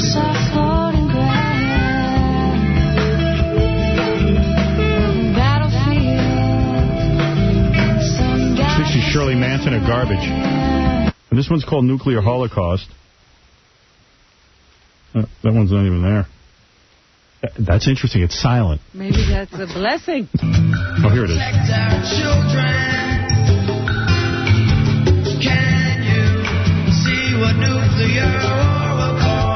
Some broad just came down here, too. She's got her version of Star Spangled Banner, and some of the guys said she was hot. All right, I'd like to entertain any of these songs. Yeah, let her come in. See what's on people's minds. Well, at least we got her here. We could ask her, did she go into her basement and start recording as soon as she saw the disaster? When was she moved to create?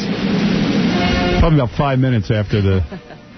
This broad's name is Kim Machko. Kim Machko show. No. Let me take a look at you, baby. All right. Look at you. You're trying to be a singer, too, huh? Kitchen has truly changed my life. And friends, if you'd like to read about more mountain-moving miracles, you should read Howard's life story, Move Then. He'll be glad to send you a free copy of his book if you'll write and ask for it. And now, to lead you in a prayer of commitment, here again is Howard Stern. Thank you. Thank you, Mr. Announcer. Chris, you're on the air. Howard, this is Chris. I'm in Columbus, Ohio, and first of all, I'd like to say I'm sorry to you guys out there in New York for the terrible things that happened, okay? Second of all, you're the first entertainer that I heard with the balls enough to say that we need to do something militarily about this. Well, let me tell you something.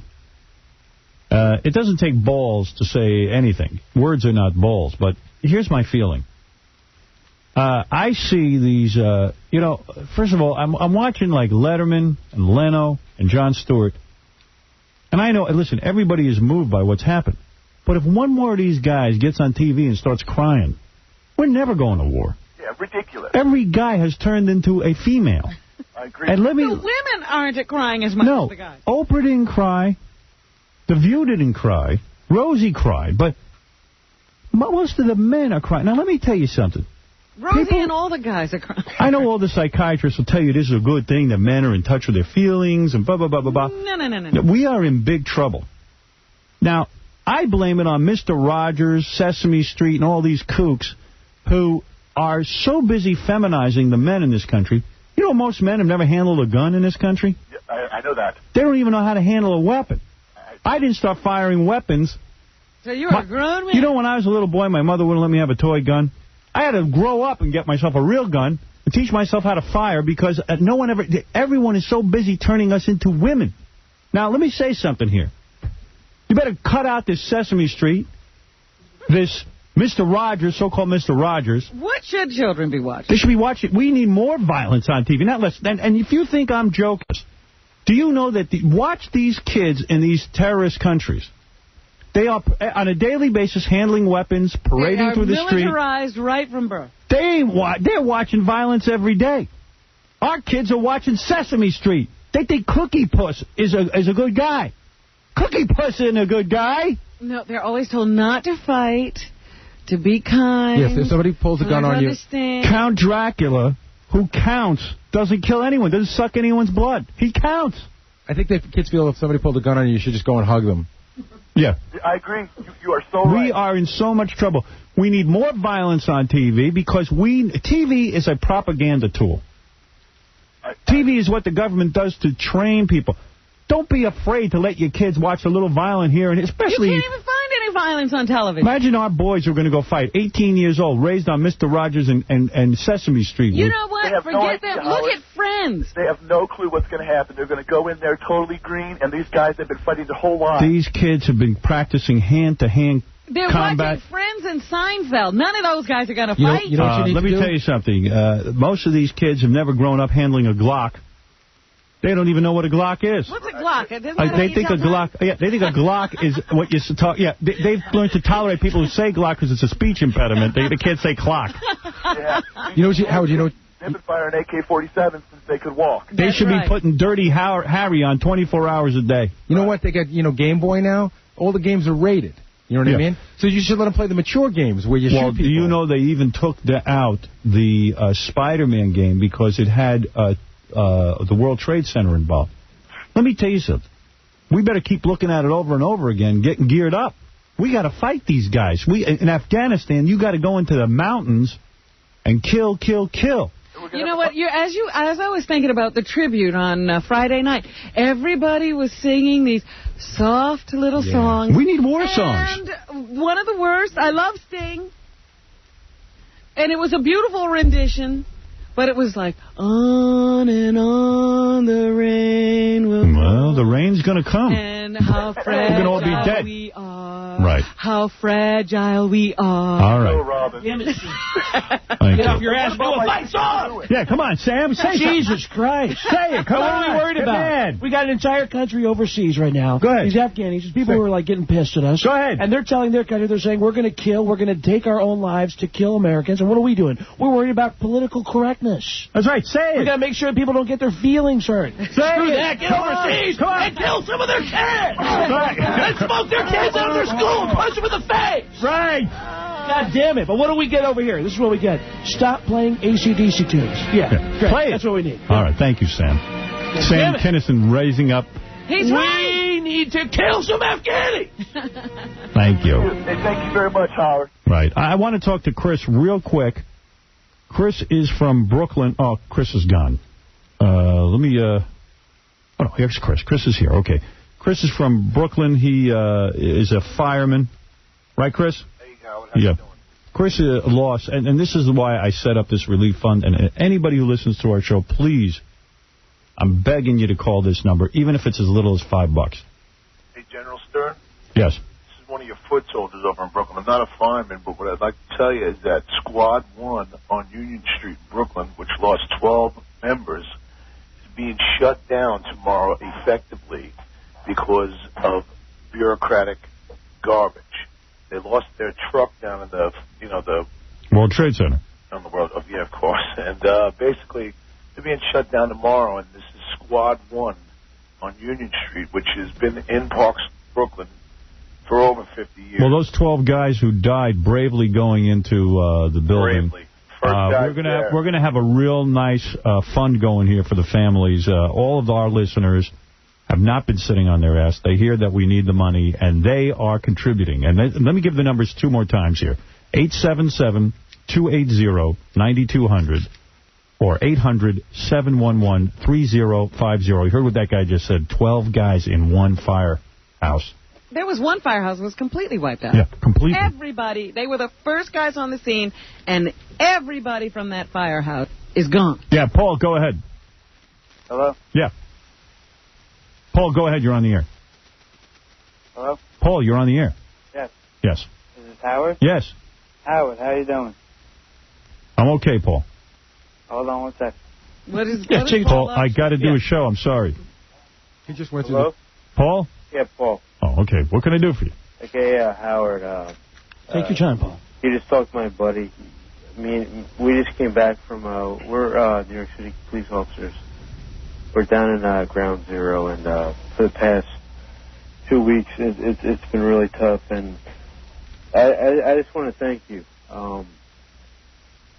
Everything you guys have been saying, you've been really lifting our spirits. We drive home at 7 or 8 o'clock in the morning listening to you, and it's these guys down there are working 12 hours straight, then they get 12 off, and then 12 back on again. I was talking to a couple of the cops who I ran into, because I see the cops all over the street, and I always try to stop and say hello and thank them for all their hard work.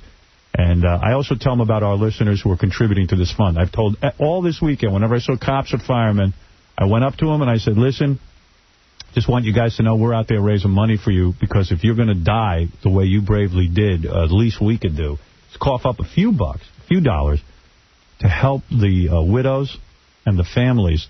Do you know that there are 1,500, listen to this figure, 1,500 children without a parent now, who have lost a parent. Yeah, on Friday we got a call from a guy who lost a woman, an EMS worker, and she was a single parent. There you go. So her child is an orphan. So again, the number 877-280-9200. I'm relying on my audience just to call this number, and even if it's as little as $5, 800-711-3050. Okay.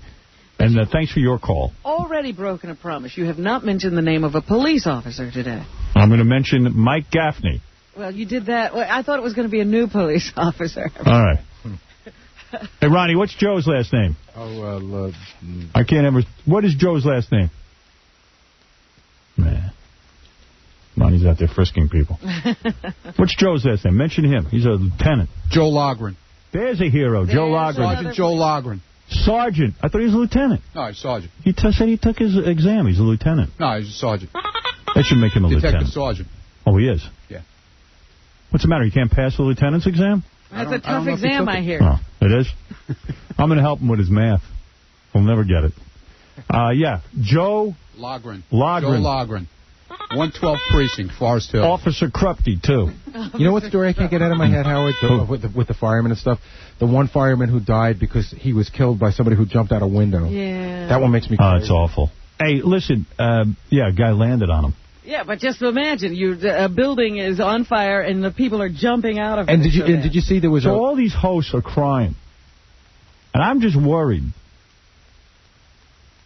We're not televising the right stuff. All these peacenik rallies. Well, for years we have been stripping the video games of violence, stripping our movies of violence. When I was watching this Yankee Stadium tribute, I'm looking at this thing and I'm going, when are they going to drag out that freak, the blind sheik with the beard, and have a lion eat him right in Yankee Stadium? When are we going to get some satisfaction here? I'm serious. I see one more, every rabbi, priest, and then got the Muslim dudes and this guy all in there. I'm like, whoa, how are we going to go to war if everyone's preaching peace? I understand there were some rallies on some college campuses over the last couple of days saying don't go to war. That's what I'm talking about. My friend sent me an email saying... Put down your guns at these rallies. I don't understand. And listen, I don't understand what they were doing at Yankee Stadium yesterday. I know it's a tribute to the people who died in the World Trade Center. And it was supposed to be their family, so it was really about saying goodbye and people wrapping that whole thing. I'm just afraid that no one's going to get any satisfaction here. But they got a whole bunch of these terrorists already on hold. Bring them into Yankee Stadium, let a lion eat them right in front of us. You know that there was a report... That'll stop them from terrorism. Right after the World Trade Center collapse, that a guy had been stopped at an airport, when they reopened the airports, that a guy had been stopped. He was carrying a pilot's license. Let a lion eat him in the stadium. And then it came out, then there was another report that he was a real pilot, and then they didn't let him go, and he had fake ID. And yesterday I saw a little thing in the paper that said, yes, he was carrying a fake pilot's ID. He was not a pilot at all. Right. He had... What was he up to? Yeah, that's the whole thing. When they talked about everything he was carrying and the kind of documentation he was carrying and where he had connections to flight school in Florida and all this stuff. But his lawyer was saying that we were completely wrong for, detaining him? Yeah, it's like... his lawyer at Yankee Stadium. No, I'm saying, I mean, let's feed the lions. I'm serious. We can sell tickets to this and raise money for the firefighters and the cops.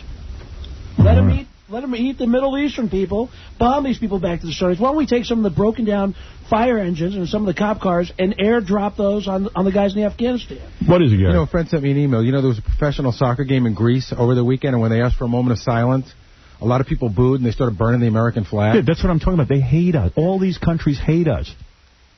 They all hate us. One of the guys was saying, one of the reporters, they went and read all the newspaper editorials of all these so-called countries now that are, the governments are saying they feel bad for us. All the editorials, they hate America. And why? No one can tell me why they hate America. Because we Nothing better to do. These Arab countries, we have poured more money into. We have defended them against the Russians, against the Iraqis, against everyone. Well, what's the deal with Saudi Arabia? You would think the Afghanistan people would love us. We provided arms against the Russians. It doesn't seem to work out that way for us. Don't kid yourself. There's nothing you can do for them. Saudi Arabia said that they support us, but we can't use one of their bases to fly our planes out of. That's right. Unbelievable. Even in Afghanistan, Saudi Arabia, Afghanistan, Pakistan, that government has said, yes, we will do whatever it takes, please rely on us. Now they have to consider where they could actually put a base.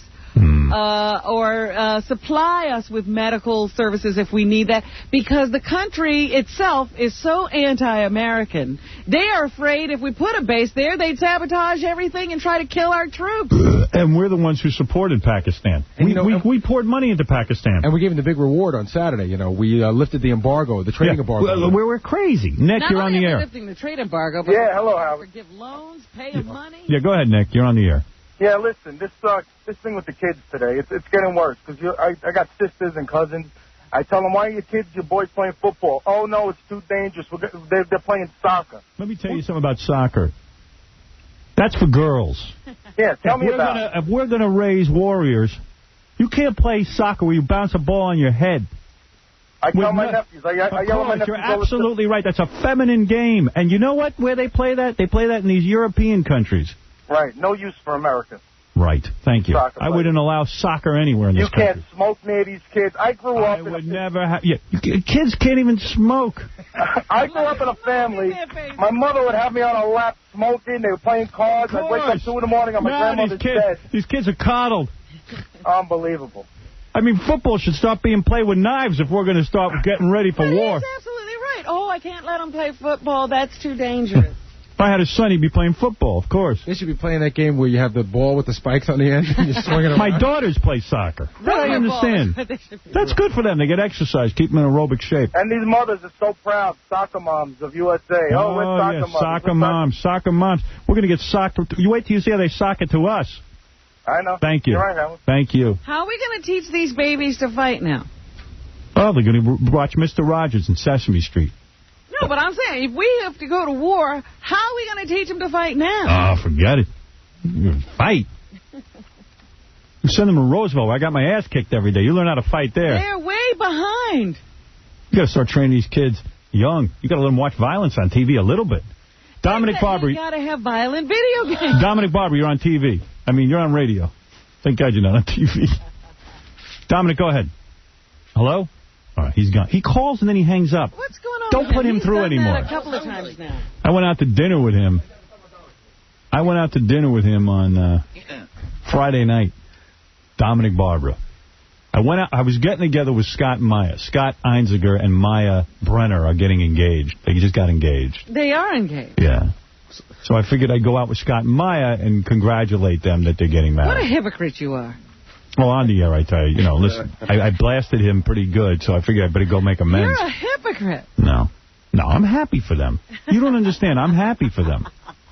So I'm sitting there, and Dominic... I don't understand. I am happy for them.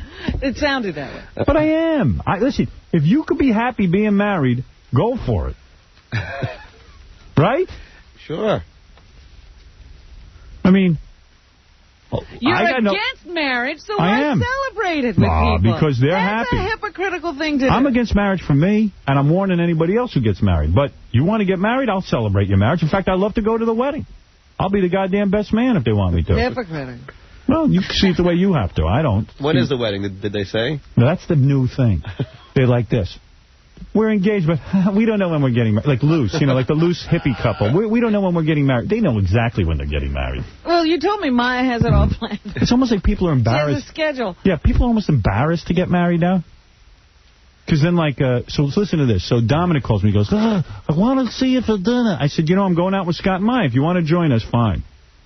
I'll take you to dinner. So Dominic, he's already on his second divorce, and now he's dating Leslie. Right. He shows up with Leslie. Now, 2 seconds, and she sits down, puts out her hand. She got an engagement ring. Listen to this. Oh, no. He's not even divorced. No, he just got divorced. He did find, he just left home. Yeah. He just got out. He's still in a hotel from the divorce. He's now getting married. I said, when are you getting married? Sunday. I said, He's Sunday. Got a date. I said, Sunday. He goes, no, someday. Oh, someday. Like he's laughing about it, too. He's embarrassed. He should be. Yeah. Because you know what happened? You had a girlfriend, so he had to get a girlfriend. Yeah. No. He got a divorce, so he had to. Yeah, exactly. I said, Dominic, you got a divorce because I got one. He is so in love with you. It's like, because he called here today and just went, did Howard talk about our dinner yet? It's like... I'm talking about it now. He's insane. He's not even known her a year. He's getting married. No. But, I thought you got re-hooked up really fast. Dominic's ridiculous. He's breaking records. Yeah, he's getting married. They're buying a house. You should hear all the plans. She got a rock. And you know what? Dominic's kind of sad in a way. Why do you say that? Dominic's a great guy. No, seriously, What's so sad about I love Dominic. But... Don't be like Dominic. If he buys so much stuff for his girlfriend, you should see the rock he got. How big is it? My God, what? Don't you think he has to? Well, let me see. He goes, when you're fat like me and you got a small penis and you got to take Viagra, he goes, you better lavish on the gifts. But, it's ridiculous. She's with him for his fit body and his crazy weight. No, but, she's got to love him. At one point, it's not going to... You can't keep buying so much stuff. Well, that's what happens. So. Dominic spoils you. See, Dominic has seen that enough times to know better. I guess. But the whole thing of needing to buy things, that's really not good. Dominic. First of all, I wait on the phone, and the phone gets cut off, so it's not me hanging up. First of all, congratulations on your coming marriage. Oh, it's more of a friendship ring. Yeah. Well, how big is the friendship ring? How big is it, Dominic? Oh, I don't know. I don't look at the You bought it. Listen, can I tell you something else that happened to me on the weekend? After we had dinner, I went downtown to see the Ground Zero. Yeah, he says to me over dinner, he goes, "You want to go downtown and see Ground Zero?" I said, "Dominic." I go, "Dominic, it's a horrible tragedy. Why would I want to go there and clog up the situation?" Yeah, get in the way. I go, "I don't want to get in the way." "Oh, they should see it. It is part of history." I go, "Yeah, but it's not a tourist event." Yeah, they're still working on it. They're still working on it. You can look at the pictures, Dominic. That's enough. But he had to go down there, and I figure he's crazy. The cops are going to turn around. Bentley into the area? He's driving his Bentley into the area. And I go... Bentley coming through. This country is so crazy. We got Bentleys and driving down to Ground Zero. So, anyway, so... I went to see it. Yeah, he went to see it. I figure he's crazy. The cops are going to take him and throw him out. He says you drove right up to Ground Zero. I didn't drive up to Ground. I drove about 5 blocks away near the federal courthouse. And then a police officer who knew me escorted me. And I have to tell you something. It's the most frightening thing anyone has ever seen. Right. And up close. I thought it was more frightening to find out you're engaged. Yeah, that's frightening. You getting married again. Dominic, how did you go from a long marriage and then you jump right in? Well, I'm not sure exactly how all this happened. He's in love, though. He sounds like a guy who got punched in a fight. He's still he's in a daze. He's wobbled. He's a weird guy. He's in love with you. And you know what's weird? Because Dom's been incredibly nice to me, and I wanted to take him out to dinner or something. Right. But if you're not coming, he's not coming. Right. You know what I mean? It's only. Well, because he's a true narcissist.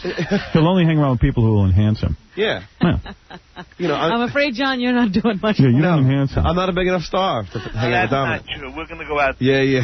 He's been saying this for 2 years. I went out with Robin.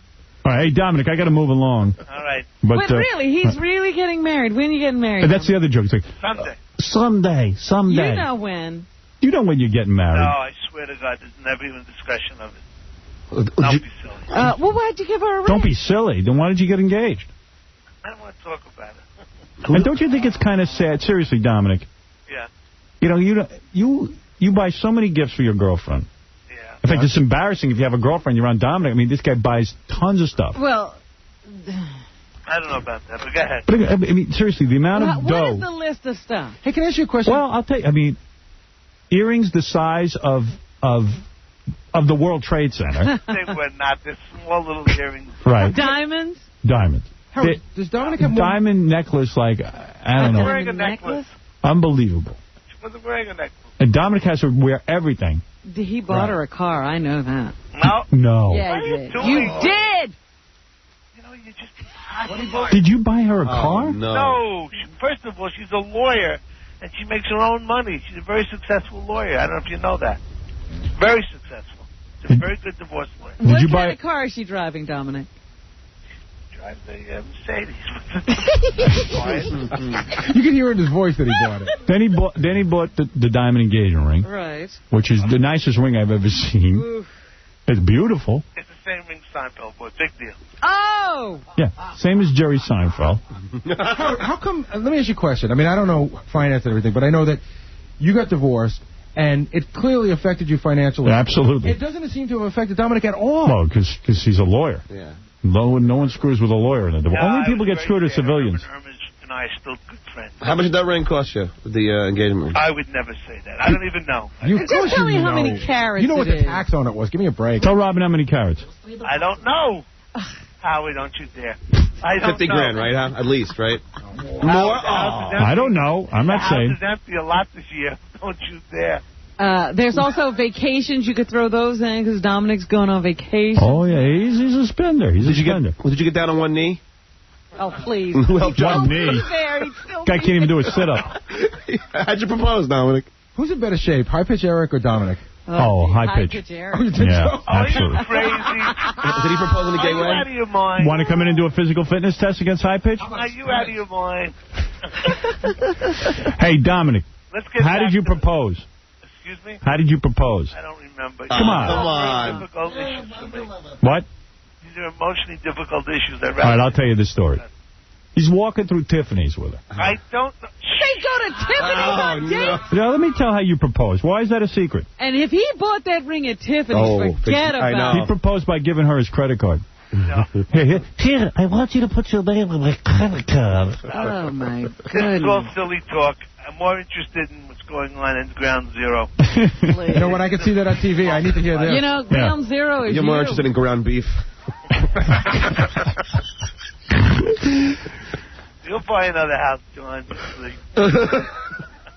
No, Dominic was walking through, and he goes, let's go over and pick out engagement rings. I didn't say that. That's not how it happened. It's exactly how it happened. You know, I could say lots of things about dinner, but I'll be quiet. Goodbye. What? Oh, wait. What are you going to say? Nothing to say, dude. Dude, you're like a man in love. Oh, look at you. Sure. I don't say I'm not a man in love, but the fact of the matter is that you're getting engaged. You just got out of a marriage. Wait a minute. First of all, when did his divorce become final? So if I act like I'm more in love than I, that's fine. I'm not getting married again. You're the guy who's getting. You just got out of a divorce. When did his divorce become final? First of all, his first marriage he got out of. He got married that day that he got divorced. You're kidding. No. Now he just got divorced. He's getting married again. It's 20 years ago. And how could Howard act more in love than you? You're getting married. Yeah. No. Believe me, you take the cake. And by the way, if I act like I'm more in love, fine, great. That's beautiful. Nothing wrong. I am. I'm He's very just jealous that you're not lovey-dovey when you're with him. Right. He's deflecting. He's deflecting exactly right. No, the point is that you're being lovey-dovey, but he's buying rings. You show your love. I hide my love. He's not buying a ring. He has to I be show my love. lovey-dovey. I just don't buy a ring. He shows his love through what he buys. Right. He has to be lovey-dovey. He's not buying a ring. See, Dominic would be the first one. If you had a client who came up to me and said, this guy just got him out of a divorce, and he's buying everything for the guy. He'd be laughing at He'd be laughing. He goes, I don't know what you're talking about. Who paid Look for dinner? at him. I paid for dinner. Oh, did you? Thank you, by the way. Thank God, because he can't afford it. No, he's bankrupt. How much is Dominic worth? I'm not discussing. Is he like at least... Stop it. Like $5 million, you think? Stop it. I don't know. Is the Bentley what he can afford, or is that him being ostentatious? I think he's mortgaged up through his eyeballs. Do you? You think everything is going into... Yep. That's why Shelter Island has no mortgage. Effley Meatball. Goodbye. All right, thank you. You should grab that other call, Howard. Oh, what other call? Oh, Crackhead Bob's sister. Yeah. Hey, one of the things that's happened, talk about a tragedy. I'm really still shocked about Dominic. Crackhead... thank you. I knew you'd be shocked. But I have so much more to get to. I'm not even halfway there. But this is Denise. Hi, Denise. How you doing? All right. Crackhead Bob Yes. is no longer doing the show. He has retired from the show. Really? So to set this up, Denise, before you talk, because I need your help with this. So Gary called up Bob because we felt bad, because we love Crackhead Bob. I don't know what's He's a great guest. And I figured my thing was like, Beetlejuice and Hank were on the show a lot more, and maybe he felt neglected or something. But we weren't really, people come and go with the show. Sure. And Crackhead's like one of those guys who will always be with the show. Mm-hmm. He's a guy I found online at my book signings. So Gary called him up to try to, figure out what was wrong, see if we could help him out. Yeah. And I'll play you a tape of the phone call. I don't know what Crackhead's saying. And I'm not being funny. We could not figure it out. So I don't know why he's upset. Yeah. So let me play it. Maybe Denise, who knows him better than anyone, because she's Crackhead's sister. Denise, maybe you can help me, okay? Howard, no problem. All right, listen to this. This was 90 seconds of a 20-minute phone call that was basically this over and over again. Okay, here we go. Out about a free scooter guarantee. What's that? Oh, Crackhead sounds very good. No, wait. Yeah, he's improved. Right, here we go. All right, here we go. Howard, are those the card buttons or the CD? Oh, CD. Okay, wait. I'm sorry. When I'm on the show, it's burning me now. When I'm on the show, Zoltan, well, not Zoltan, but I know he had to do what he had to do to the show, and I know that. But he's burning me now. Yeah, no, I just don't get that word. And if I got that word, I would really understand what you're trying to tell me. Do you feel... I know you feel that he's doing something to you, and I just don't know what it is. Can you think of a different way to say it?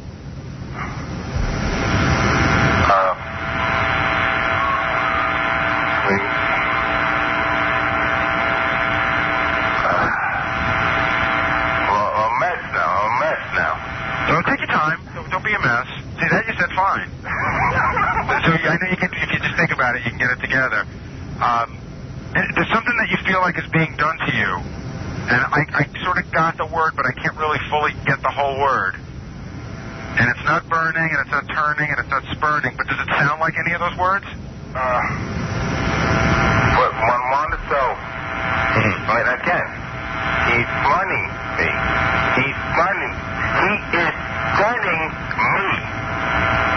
When I'm on the show, he's turning me. Turning? No. I love you. He's running me. Come on. Come on. No, I'm trying. Is there a different way to say it? Because it sounds like you're either saying turning or burning or hurting. And since it's none of those words, it's... One more time. He is running me when I'm on the show. So, anyway, that goes on for 90 minutes or something. Wow. He is burning me is what I think he's saying, but... No, I think the word that, because I had spoken to Bob after that, was offending. Oh, offending me. Yeah. Are you sure that's what he's saying? Well, that's what he's trying to get across, because I spoke to him after the whole conversation. And so he's not doing the show because I offend him? No. Oh. No, that's part of it. Oh. The whole thing is that Bob has, how Bob got his name was by doing crack and everything. Bob was supposed to be clean for the last couple of years, and apparently Bob has been slipping back doing little things that are endangering his health. Really? And he's been... What's he doing, smoking a little weed? Yeah, and he's been having seizures over the last couple of months and stuff. So he's now he's in AA, and he's been in AA on and off for the last couple of years, and he really needed to get on the track and kind of direct his attention more to just staying straight. Being on this show, he gets the appearances and he gets into an environment, and I guess one thing leads to another. Narrow. I hear you.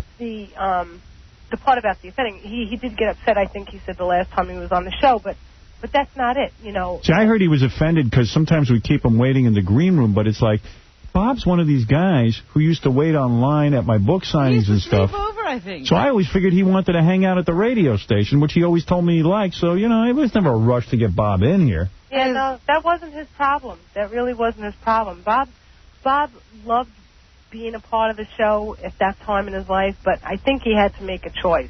I see. As to, where he was going to go with his life. He really needs to stay straight, and he really needs to stay focused.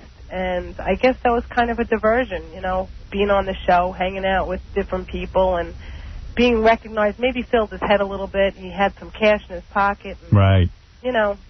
So it did him in. But Denise also, we spoke the other day, Denise also said that I think that, Bob sort of cleared his head now. He's been in AA and his head's a little bit clearer. And I think, tell me if I'm wrong, Denise, he felt a little humiliated, not because of what you did, just by the way he was portrayed on the show. Right. As Crackhead Bob. Yeah. Exactly. You're kidding me. He lost not only his health. I mean, he lost his wife, as you know. He lost his wife, his kids, everything. And his kids still, to this day, do not speak to him. That's wrong. And, his life has been rough. I mean, he had a lot of good times doing the show and everything, and, that was like a happy period for him, but for the wrong reasons. Like filling a void in his life. And well, listen, maybe it's best he stays off then. I don't know, but would you give him a message? We always lose some people in rehab. Rehab ruins more of my guests, because the rehab, they get a hold of them, they go, what's the Howard Stern show? Give that That's up. part of your old life. You got to give that up. We're like drugs. Well, it's true, because... Well, please tell Bob that I dubbed him. Okay. Please say I dubbed him. All right. And that, what else we'll miss him. Did him. And that too. No, I would did him and dub him and dub him and good duck with the day. Be here if he ever wants to. Yes. Yeah, and if he ever wants to come back, he's welcome. Thank you. All right, thanks, Denise. No problem. There's Denise, Crackhead Bob's sister. Thank you for calling in. How did we not get that word? It's not easy. It never sounded like that word. Howard, he was doing 2 syllables, and offending is 3, for starters. But he didn't say that. He said dirting. Danning. I thought he was saying funny me. He's funny me. Danning me. Danning to. Danning to. All right, anyway, so Miss America pageant, a couple of things. They went to a new format on the Miss America pageant. And, you know, I'm not sure what the hell's going on. A lot of the Miss Americas are fat. And well, this is a scholarship. I know, but for crying out loud. And some of the chicks, they let wear bikinis now if they want to. Well, they can choose. They get to choose whatever they want. And some of them actually are offending me by being in a bikini. Their fat asses sticking out. You know, bikinis have gotten smaller and smaller over the years, except on Miss America. They're growing. And they're trying to change the whole thing around now to make it a little more contemporary. And they said they were going to make it new. But one of the new things they do is really disturbing. They have Miss America come out like with her boobs and everything showing. And in the evening gown competition. In the evening gown competition. And, like, either their dads or their brothers walk them out. And I got to tell you something. If I'm ogling a chick and and I'm looking at her boobs and stuff. First, you got to see her dad. Yeah, I don't want to see her dad. It's, like, maybe the worst thing. Because if you're a guy with a conscience, you feel bad for the dad. Well, not only that. See, the evening gowns are really skimpy. Right. Here's the deal, Howard. They actually look fatter in the evening gowns because a bikini, at least there's something holding it back. The evening gowns, they're clearly not wearing any underwear. Right. And you can see, I mean, it's all there. And it's tight evening gowns, and you can see with their boobs. And their butts.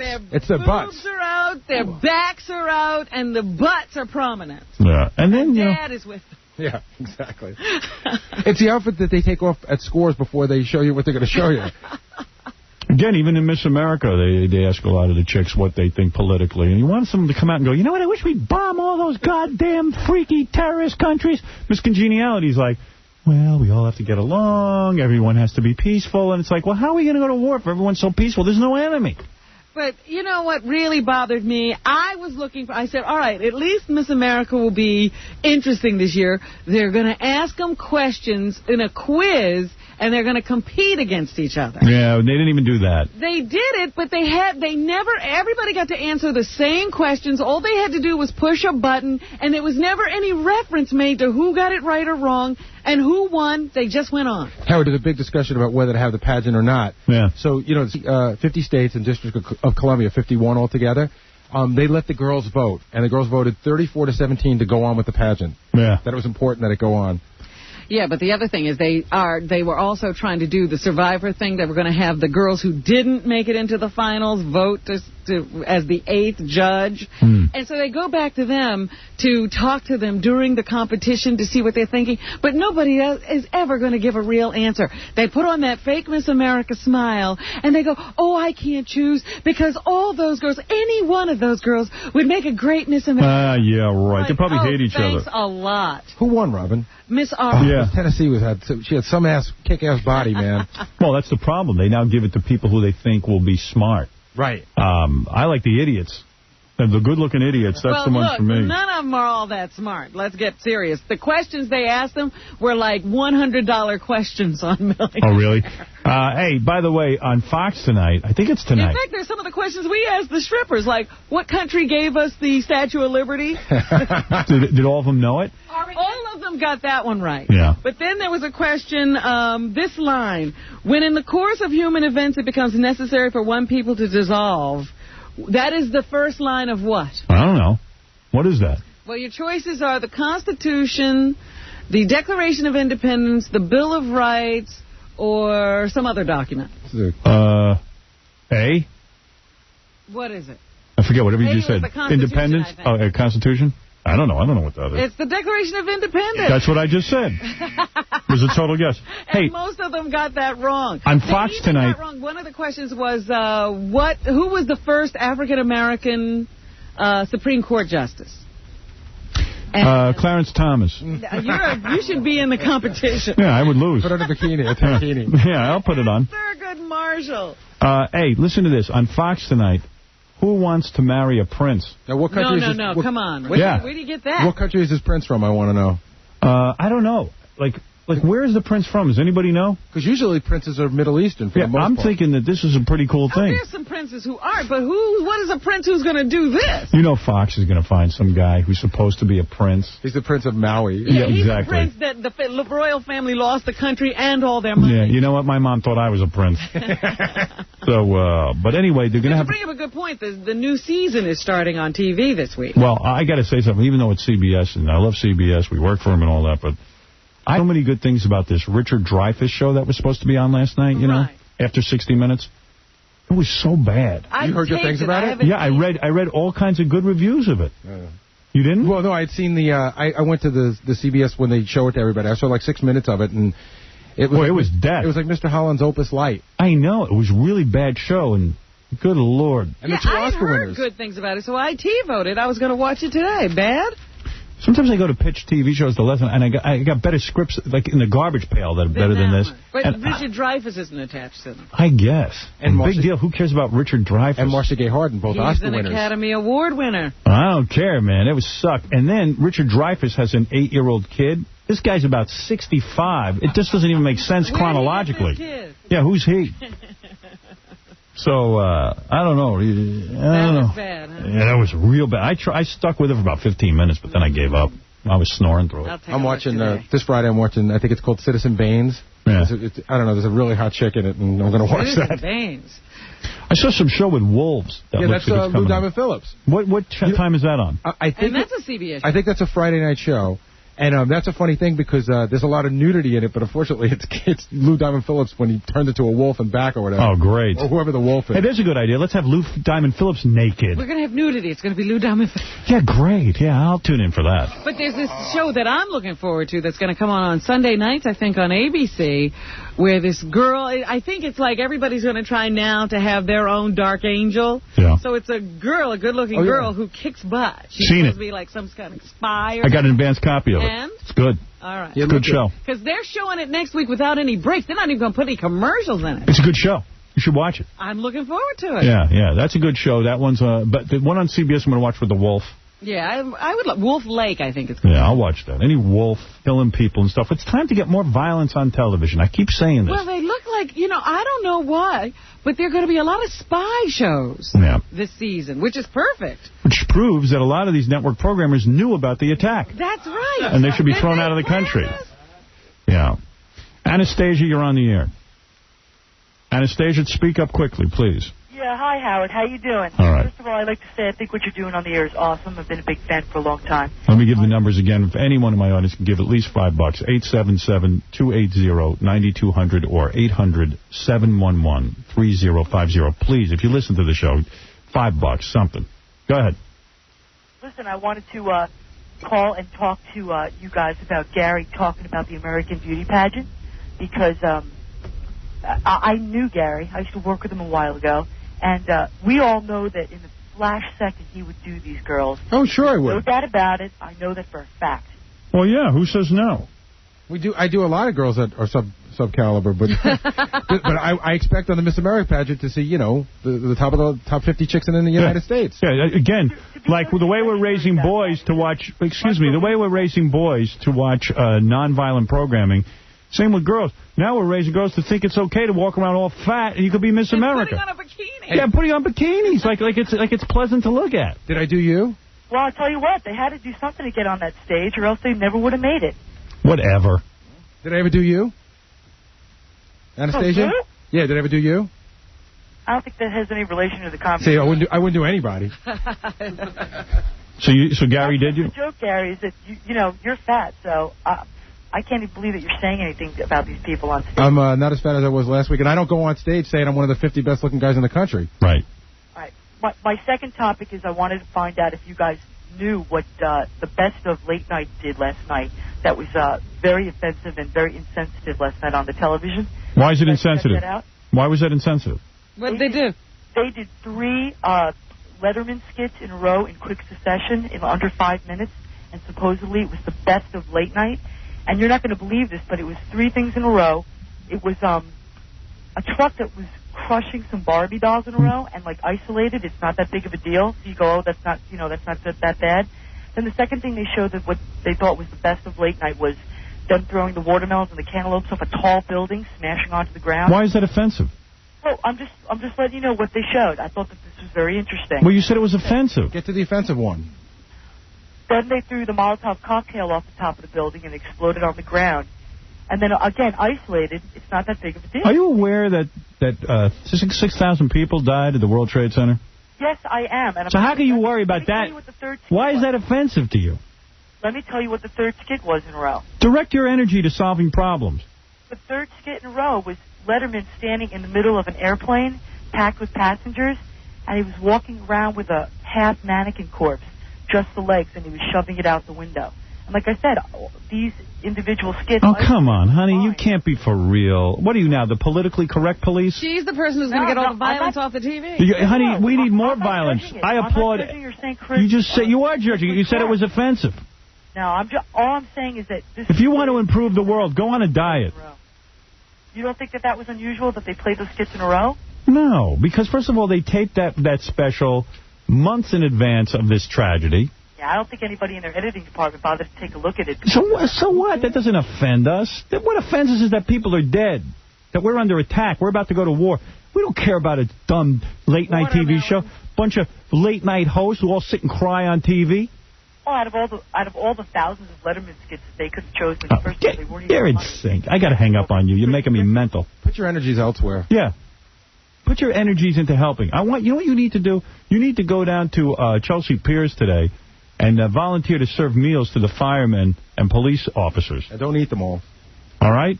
Believe me, I've helped out a lot. No, you haven't. Have you called our number yet to donate money? Have you donated money yet?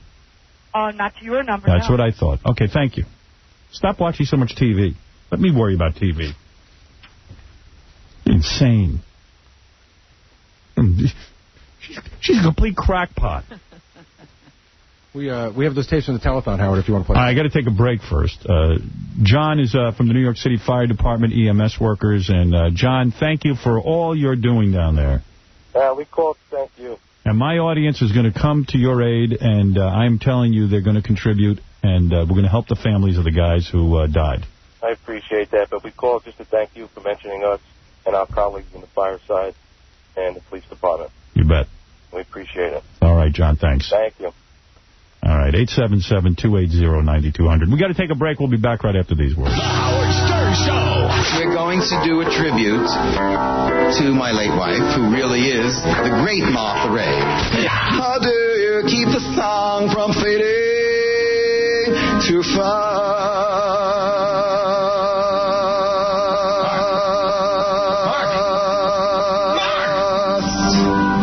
How do you lose yourself to someone? Sorry. 104.1 BCN. Only on WBZ TV Channel 4. Help WBCN fund the families of New England affected by this tragedy. Send your donation to WBCN or drop it off at our studios, 1265 Boylston Street, Boston, 02215. And thanks from WBCN. BCN Show. Yeah, Bernie, what's up? Last Wednesday evening on the Larry King Live show, he had the CEO from Cantor Fitzgerald, the only survivor from the 700 employees to live. They gave a relief fund address, which was erroneous. Then he gave the phone number. Well, I live in southwestern Pennsylvania, and I decided I'm going to go around to these corporations and collect money. I dialed the 1-800 number that he gave live over the air. It was wrong. It was a male talk. It was pure sex. I dialed it again. I thought I dialed it in air. Here, Larry King Live at 9:30 last week gave the wrong phone number. He gave out a porno number. Yes. That's funny. You know, Larry was looking at the wrong list. I'll tell you, he was looking at some wrong list. Plus, he gave the wrong address. There's a man crying on TV that lost all his 700 employees. Yep. They didn't have the right mindset to give the correct phone number or the address. Well, I called up the Atlanta office. They, in turn, were appalled. They shipped me up to the Washington where he was... Larry King gave out a sex talk number, but you know what? Sex talk comforts people. Yeah, it does. Maybe you did something good. Hey, thank you, Bernie. Just put yourself in the position of this gentleman with his sex talk. All right, thank you, Bernie. By the way, I just want to mention a couple of people. First of all, our sales staff here at the radio station just gave $2,000 to this relief fund. Oh, nice. So that's the best. They're the best. They really are. I heard that they were up there contributing. So I want to thank the entire sales staff, headed up by the very bloated Ed Moyer. Ed Moyer. Yes. That's very nice. And also, our own Craig Gass went out and raised $8,000 by himself this weekend. Yes, he by did. Going to these comedy clubs and doing little voices for people, little shticks, and then he raised $8,000, so he contributed. And all you got to do is call 800-711-3050. By the way, I'll be doing that again at the rest of my shows for the rest of the year, because I'm flying to every city that we're on the air in for the rest of the year. So Tempe this weekend, I'll be doing it all over again until you guys tell me to stop. So I'm not going to tell you to stop. Why would we tell you to stop? All right. And we also have a P.O. box that we're giving out and a whole bunch of different things. And, in fact, we haven't even counted that money yet. And you haven't given out both numbers all the time. Yeah, I keep giving them out, 877-280-9200. That's one of our numbers, and 800-711-3050. And, you know, if you go to howardstern.com, it gives you the phone numbers and the address and all the stuff you need. Yeah, P.O. Box. The contributions will be used to aid the families of police officers and firemen and EMS workers and other city employees involved in the rescue effort who lost their lives. So see if you can help us out with that. I'm just looking for a $5 donation. If everyone in my audience did that, we would have an incredible amount of money. And, you know, if you could, everybody wants to get involved some way. This is a great way to do it. I got this fax. Howard, you're right on about your comments on future soldiers being raised on weenie shows like Mr. Rogers and Sesame Street. Before World War II, all males starting at 16 years old learned how to fire rifles with the civilian marksmanship program sponsored by our own government. They were ready. And, Gordon, you're right. Most guys in this country now are crying on TV. Like Letterman and Leno. And it's very sweet and everything, but I got to see a couple of war shows. In fact, tell you what, John Stewart blubbered. And listen, I ain't saying nothing about it, but we do need a couple of people to stop crying and get a grip. You know, send a few of our boys to strip clubs. Matter of fact, I want to talk to Lonnie about this. I would like to select What boys? 10 firemen and 10 police officers They're busy. after this tragedy and take them to Scores with us for a big Scores party. What do you think of that? That's what you do for these guys. That's what they want. They are busy. They're busy now. Well, that's 5 years from now. You'll forget this promise. I won't. Would love to take 10 city police officers, 10 firemen, a couple EMS workers. Take them down there. And Yeah, what about the women in the fire department and the women in the police department? Well, you could take them somewhere. You take them somewhere. Yeah, you take them. Oh, they can come, too. Take them to that place you took them when the guys stick their hand on the guy's pants. Yeah. That was. Why don't you do something nice for them? Let me tell you something. We really need some violence on TV. As a matter of fact, you know, it's kind of funny. They put this Arnold Schwarzenegger movie on hold. It's because they consider it violent or something. Let me tell you, that's a good movie for people to go see. People want to see violence, though. They want to get worked up. There's so many peaceful things on TV right now that, do you know, in the video rental stores, they said that the big videos renting right now are terrorist right, movies. Everybody was renting terrorist films. Americans want to see terrorists being killed. It's the new porno. The biggest was The Siege. That was the... Yeah, The Siege. Yeah. And let me tell you something. That's good. In fact, when I was watching the Yankee Stadium thing yesterday, I said, drag out some of those guys we have in prison, these terrorists. We have some. We got that. Feed them to a lion right on TV. Honest to God, you see terrorism stop cold. It seems that that's what people want. They do want to see some action. If they can't get it, you know, from the president, they're going to get it in their movie. I'll tell you who's a great entertainer is Ted Nugent. Craig Gass was telling me he went over to the Ted Nugent show. They had an Osama bin Laden effigy there that the audience was ripping apart. Now, don't kid yourself. You could sit there and laugh all you want. But over in these so-called Arab countries, which, by the way, in my administration wouldn't even be Arab countries. I would say, now this is America, we're taking over, and I would I nuke you and then take all your oil. That'd be the end of all this nonsense. I'd end it in a week. It would have been over already. But let me tell you something. I swear I should be president. There would be no discussion, no going around with tributes. In the next couple of years, Tribute. we have to see what George Bush does. If he doesn't do the right thing, maybe you'll run. I will run. I will, because in 4 years I'll be done with the radio show, and I'm going to run for the presidency of the United States, and I'm going to flatten out everybody. Howard, I got a question. Like a goddamn pancake over there. I'm going to blow that sand clear till it becomes glass, and then I'll be able to see the oil better when I drain it out of the goddamn ground for my taxpayers.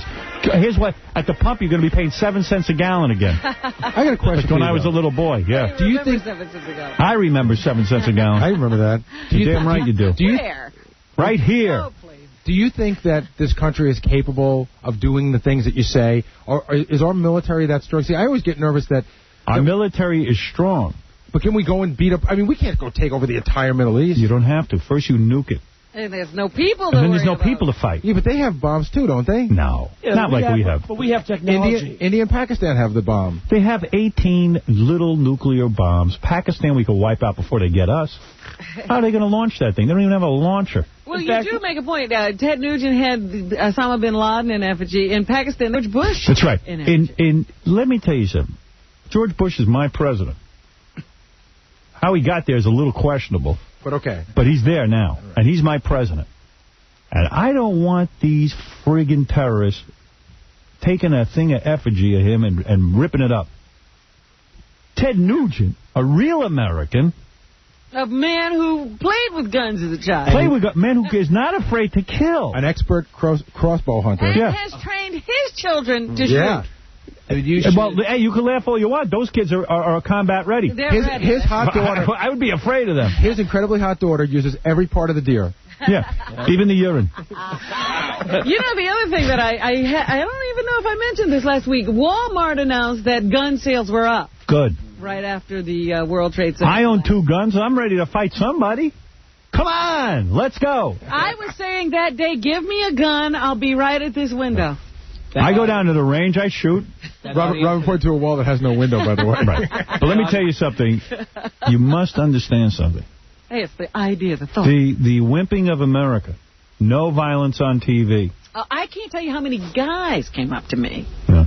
I'm so scared. Well, that's the problem. Go ahead, Sam. It's so trying to be a pussy right now. Now you got to wake up. I think Uncle Ted is right. We got to follow Ted Nugent and go and do something. You should have heard the crowd. So bloodthirsty. In between every song, all he talked about is it's time to fight the war. It's time to get our guns, and now it's time to fight back. That's right. And the crowd responded with, yeah, do it! Let's go, Ted! I'm ready! I got a bomb, let's go! Right. You know who the most scared person in our midst is? Even more than Casey? Who? Benji. Benji, every day, and he's not doing shtick. I mean, he comes to my office, and I feel for him, but he's really nervous. He's got a lot of theories. Like, he thinks... He was raised on Barney. One of his things is he's like, aren't you afraid... And I think about this, too. He goes, aren't you afraid that there's terrorists in this country right now that we don't know about, waiting for us to strike them so they could strike back at us to prove... By the way, Benji, don't be ashamed that you're afraid. You should be afraid. Not. It's a realistic... You should be very afraid because... fear that we need to deal with. That's right. And the only way to deal with it is a very extreme way. But my point is, don't just sit there being afraid. We have to act. Yeah, we have to be realistic. Eric, you're on the air. You have to watch more movies. More violent movies. You know how Benji acted, by the way, Howard? The guy makes hardly any money. He spent, how much was that, $200 on the gas mask? Yeah, I got one for myself and one for Marianne. Did you get one for me? I have one back here, but... He got one for Marianne. One in the studio. A girl who won't even kiss him. But he carries it around. Now, Howard, it's not Benji's shtick. I mean, I can tell by talking to him. He's really afraid. There it is. No, you got to be realistic. We have to deal with it. I want to get one of those. Let me see that. Benji will be the only one who survives if they attack us right now. That's a real gas mask? Well, the problem is it doesn't cover biological stuff, and who knows what it really works for. Oh, what does it cover? Yeah, I would find out. This fits on your head? You have to tighten it so it's airtight. But what does it cover, Benji? I don't know. Oh. I mean, I've been asking experts. It was the weirdest conversation. I was in a gas mask store. We were talking about whether or not... This thing looks... Don't even know how to work it.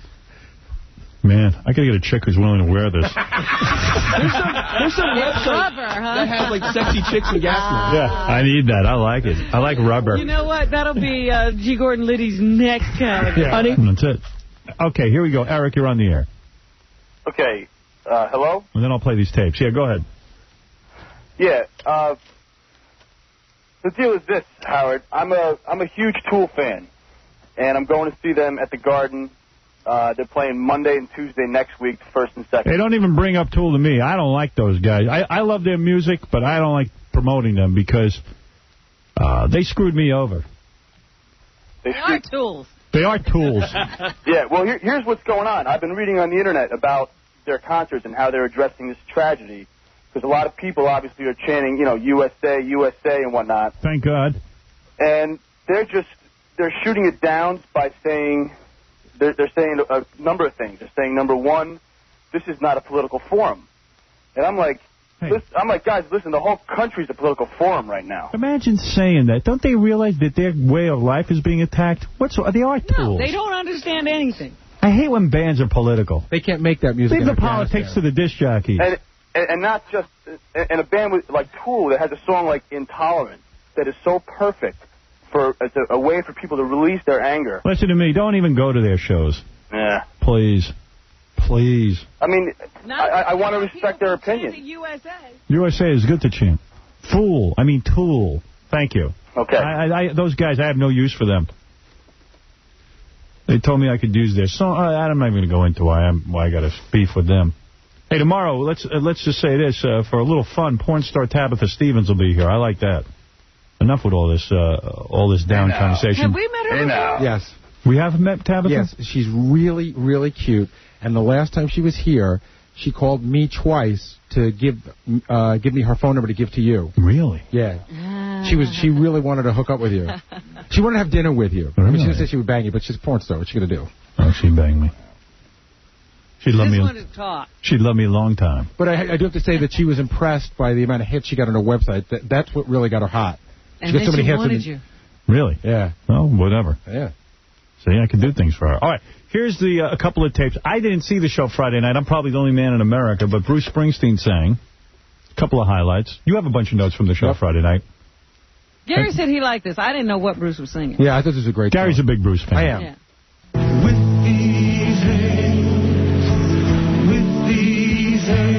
I pray, Lord. I pray for the strength, Lord. Kill the rainbow. It's a little too nice. Little soft. How are you going to kill him? That's the whole special was this way, Howard. And by the way, you know who was backing him up? His wife, Clarence Clemens, and Silvio from The Sopranos was backing him up. I pray for the faith, Lord. We pray for your love, Lord. You know what I mean? A very feminine show. Oh, the whole show. Lord. Listen, we raise money, and that's good. Anybody who's raising money is a good thing. I'm just worried that we are afraid. I just want to sing. You should have been backed up by some Marines. See, in the Vietnam War, we sang songs like this because it was a wrong war. Right, we wanted peace. We don't want peace. We want destruction. Right. People don't understand what the difference was. We'd never seen a Vietnamese. Right. They weren't doing anything to us. So they couldn't care about us. Our way of life was not threatened. Right. I will kill you. Yeah, where's the word? I will destroy you. I will kill you.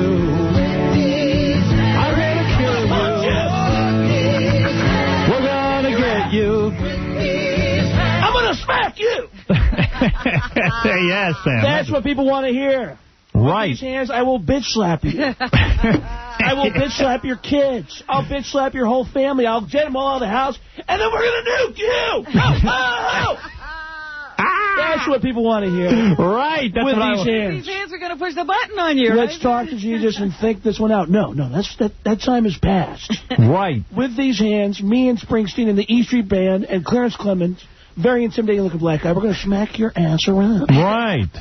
All right, what about Muhammad Ali? You said that was bad. Well, here's the setup on this. He comes out with Will Smith. You know what? If he would have held my milkshake, it would have been perfect. I mean, he was like crazy. Yeah. He came out with Will Smith, and that made it. Who's playing Muhammad Ali in a movie? But that made it worse because Will really is the young, vibrant Ali, right. And then he goes to Ali. So Will Smith is the guy that throws it over to him. Champ. I'm here because the terrible thing that happened the other day. Boy, I didn't even know that he could still talk. See? With these shaky hands, I'll rip your insides out. Howard, I'm not kidding when I'm telling you he was going like this. Yeah, he's got it bad. Oh, yeah. Bleh. Muslim. I've been a Muslim for 20 years. And I'm against killing. crackhead Bob's a little easier to understand. And all Muslims are against it. I think people should know the real truth about Islam. You know me, I'm a boxer. I'm called the greatest of all time. People recognize me for being a boxer and a man of truth. And I wouldn't be here representing Islam if it was really like the terrorists made it look. Hey, he's still got his marbles. Yes, I keep telling you that. It would be fun to have Gary standing right next to him going, yeah, hey, man, it's Gary, but, I just don't understand what you're saying. Okay, can you say it one more time? I think that all the people should know the truth and come to recognize the truth, because Islam is peace against killing, murder, and the terrorists and the people doing that in the name of Islam are wrong. He's worried about Islam. And if I had a chance... It's America, champ. He said if he had a chance, he'd take care of it, but he realized... No, I don't think he has. No condition. No condition at this That's what he's saying. He's definitely no condition. At this point, I'm in better condition. You can take him. Yeah. You'd be the champ, Howard, if you fought him. I know. Yeah. But I've been telling you for years, he has all his marbles. He's just terribly debilitated by this disease. Mm-hmm. All right, Julia Roberts cried. We were debating earlier whether it was a real cry or an actress cry. I think it was an actress cry. It starts out with a pretty heartfelt story, and then it goes on and on. Were there heroes at the Pentagon on the morning of September 11th? An army of them. When Lieutenant Commander Dave Tarantino heard cries for help, the naval doctor crawled into an inferno of jet fuel and rubble. He squeezed himself through a 2-foot by 1-foot hole. That's amazing. And saved a man who was pinned in his chair by a burning desk. I mean, how about you just call your brother and patch things up with him, right? Stop with all the peace and love and fix your family. I heard she donated some huge chunk of money. How much? I think I heard $2 million. Wow. She's got major dough. Yeah, she's got, she's... That's Julia Roberts' money. That's right. Damn, $2 million. Another hero, a young GI, found a young woman who'd gone into shock and was unable to move. He slung her over his shoulder and carried the woman to safety. They, and so many like them, lived the code of the day. Before we save ourselves, we save each other. 14 hours later, at 2:30 in the morning, a group of workers at the Pentagon hoisted the American flag. And as the stars and stripes flew over the crash site, everyone there, medics, police, federal agents, firefighters, and rescue personnel. I'd like to bang her. See, at this point, she's really welling up. Is she? Yeah. Well, you know what? But that's good. It's tough. And she's a chick. Just worried about some of these male talk show hosts. They're crying too much. Stop already. Well, if you had heard all those songs, Howard, every one of them was like, with these hands, I'm going to get a knife. We are fragile. With these hands. I'm telling you, we ain't going to win if we keep singing these kind of songs. Guys singing those songs. I know. Neil Young sang... Imagine. I love the song Imagine, but this is the time to start doing some wang dang sweet poontang, getting people revved up. You know what I'm talking about? Yeah, we're all thinking about not Sesame getting Street, all upset. Mr. Rogers, no violence on TV. Let's imagine this didn't happen. Fine. Great. Yeah, imagine if we do nothing, we'll all be dead. Yeah. Where we're going to be. Imagine never being able to hear this song again. Yeah, he's Neil Young. Good. He's the best. It was a good moment. No doubt about it. Yeah, he's the best. I just got goosebumps. I think this is my favorite moment of the whole night. Yeah, I'd like to hear that whole song. That was good. What did Robin Williams do? He do some shtick? He does. Yeah, he's a guy, he's very uncomfortable being serious. And he's wearing the glasses to make sure you know this is the serious Robin Williams. In 1993, when New York's World Trade Center came under terrorist attack for the first time, Rick Rescorla, we did nothing. British-born American, was one of the last men out after assisting thousands of survivors to safety. Legend has it that he got the attention of the terrified crowd that day by dropping his trousers. On September 11th... It's very hard to take him seriously. Well, then he stumbles over the teleprompter, which makes it even weirder. Rick was working as Morgan Stanley security chief at the World Trade Center. He was last seen on the 10th floor, again ushering people to safety, even singing them. I don't know. You know what? If Robin Williams was doing my story, I wouldn't be too happy about it. No, because, he's the guy who needs to be spontaneous. And Mariah Carey... So this is her singing, and then Robin was saying she couldn't hit the high note. So early on you hear she she goes for the high note. She just lets the chorus sing it. Okay. Somebody raise the telephone for her. You know what? I have to say, considering where she'd been, I thought she did a pretty good job. Yeah. You know, she just got out of all that crap. And then the as long as you don't hit the hero sandwich. Yeah. And Howard, the hero sandwich lies in her. You got to play the Clint Eastwood, because that was the weirdest moment of the night. Why is that so weird? Well, because first of all, Clint Eastwood looked like he was dressed. You know when you see the old guys on the street, they get dressed by their nurses? Somebody dressed him, but it wasn't Clint. I think it's on top of the court machine. Okay, yeah. It looked like he was dressed by like his Jamaican nurse, and she was walking around Central Park. And he's not Dirty Harry anymore. No, and he's having trouble with his enunciation. I love when good-looking guys get ugly. Now, how old is he, Rob? Join my club. Oh, God, he's got to be in his 70s, right? Yeah. It's too bad. It was the 21st century's day of infamy. It was a day that will live in the annals of courage and patriotism. Tonight we've paid tribute to those who were lost and those who survived the fire and the fate. Hey, make my dinner, nurse. That rained down upon them. Make my bed. Change my bedpan. And the heroes at Ground Zero, who in life and death were an indelible badge of honor. We celebrate not only them. They raised over 100 mil. Yeah. Did they? Yep. Oh, that's a good thing. A lot of bread. Can I just give you a couple of other weird moments from the night? Yeah. First of all, there was a lot of people that thought they saw Michael Jackson in the final number. Right. That was not Michael Jackson. That was Don Was. He's a white Jewish man. He's not Michael Jackson. Wow. But I know a lot of people thought that was Michael Jackson. He had the hair and the glasses and stuff. Really? Yeah, Michael didn't come. They didn't want him there because they thought it was going to be too much about ego, and they didn't want egos there. Right. At the very end, everybody came out. Adam Sandler, Danny DeVito, Goldie Hawn, Jack Nicholson, they were all singing God Bless America. And as the camera's panning, I see our friend Camille back there with that whole gang. With Kelsey. I saw that, too. Kelsey Grammer's wife? Yeah. I thought that the deal was that you couldn't bring anyone with you if you were a celebrity. But you know Camille always gets in. Yeah. And, by the way, this is Adam Sandler. I just want to say that during that whole song, Camille was thinking up the joint with her farts. Crazy spastic hole. Well, I'll tell you something. She got to sing at the end? Yeah, She was standing right there with all the other stars. She was like practically between De Niro and Nicholson. You know what I mean? Kelsey Grammer's got to bring her everywhere, huh? And the other scary moment, I forgot to tell you, De Niro seemed a little bit, he wasn't choked up, he just was like nervous about just reading these lines. I didn't even bother pulling that because every time you hear De Niro talk without a script, it sounds the same. Hey, Brad, you're on the air. Hello? Yeah. Yeah. This is, well, I'm kind of really disturbed by the way you guys are acting about take away, have all this, promote violence on TV and whatnot. Yes, very important to have violence on TV. No, you don't understand it. That we're playing right into our hands if society's just going to go backwards. No. The world's going to be a big boot stamping on a human face forever. Here's reality. We are hated all over the world. Children in these Arab countries are trained to kill and hate. Mm-hmm. And the government uses every propaganda technique to raise terrorist animals. While we are inundating. Shh. I'll hang up on you. Okay. While we are inundating our children with Sesame Street, Mr. Rogers, and the purple dinosaur, Barney. There's nothing wrong with these programs, though. There's everything wrong with it. Television is the greatest propaganda tool that we have. And we cannot take violence off TV. We can't turn our children into wimps.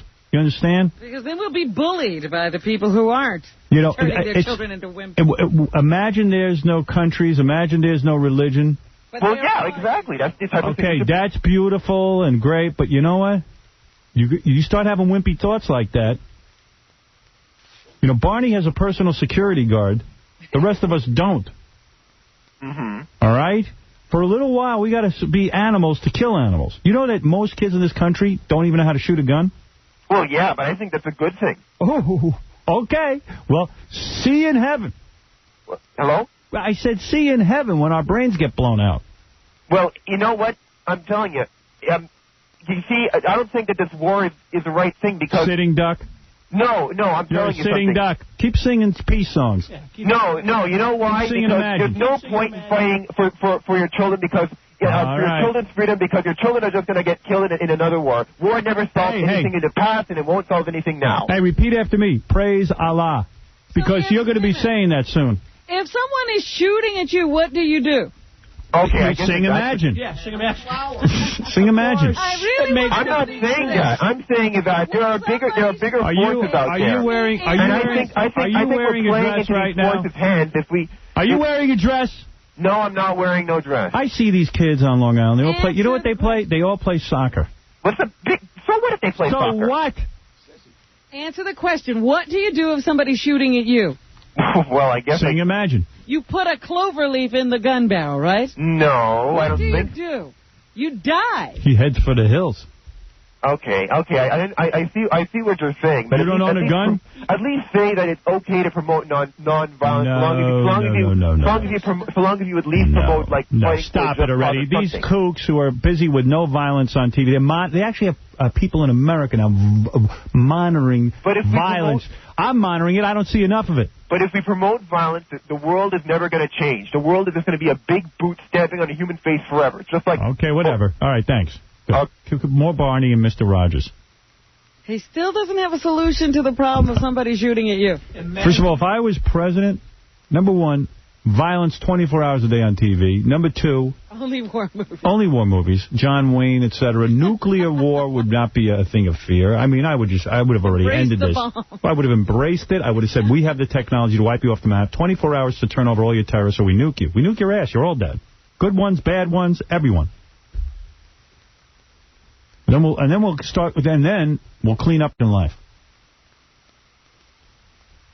Ridiculous.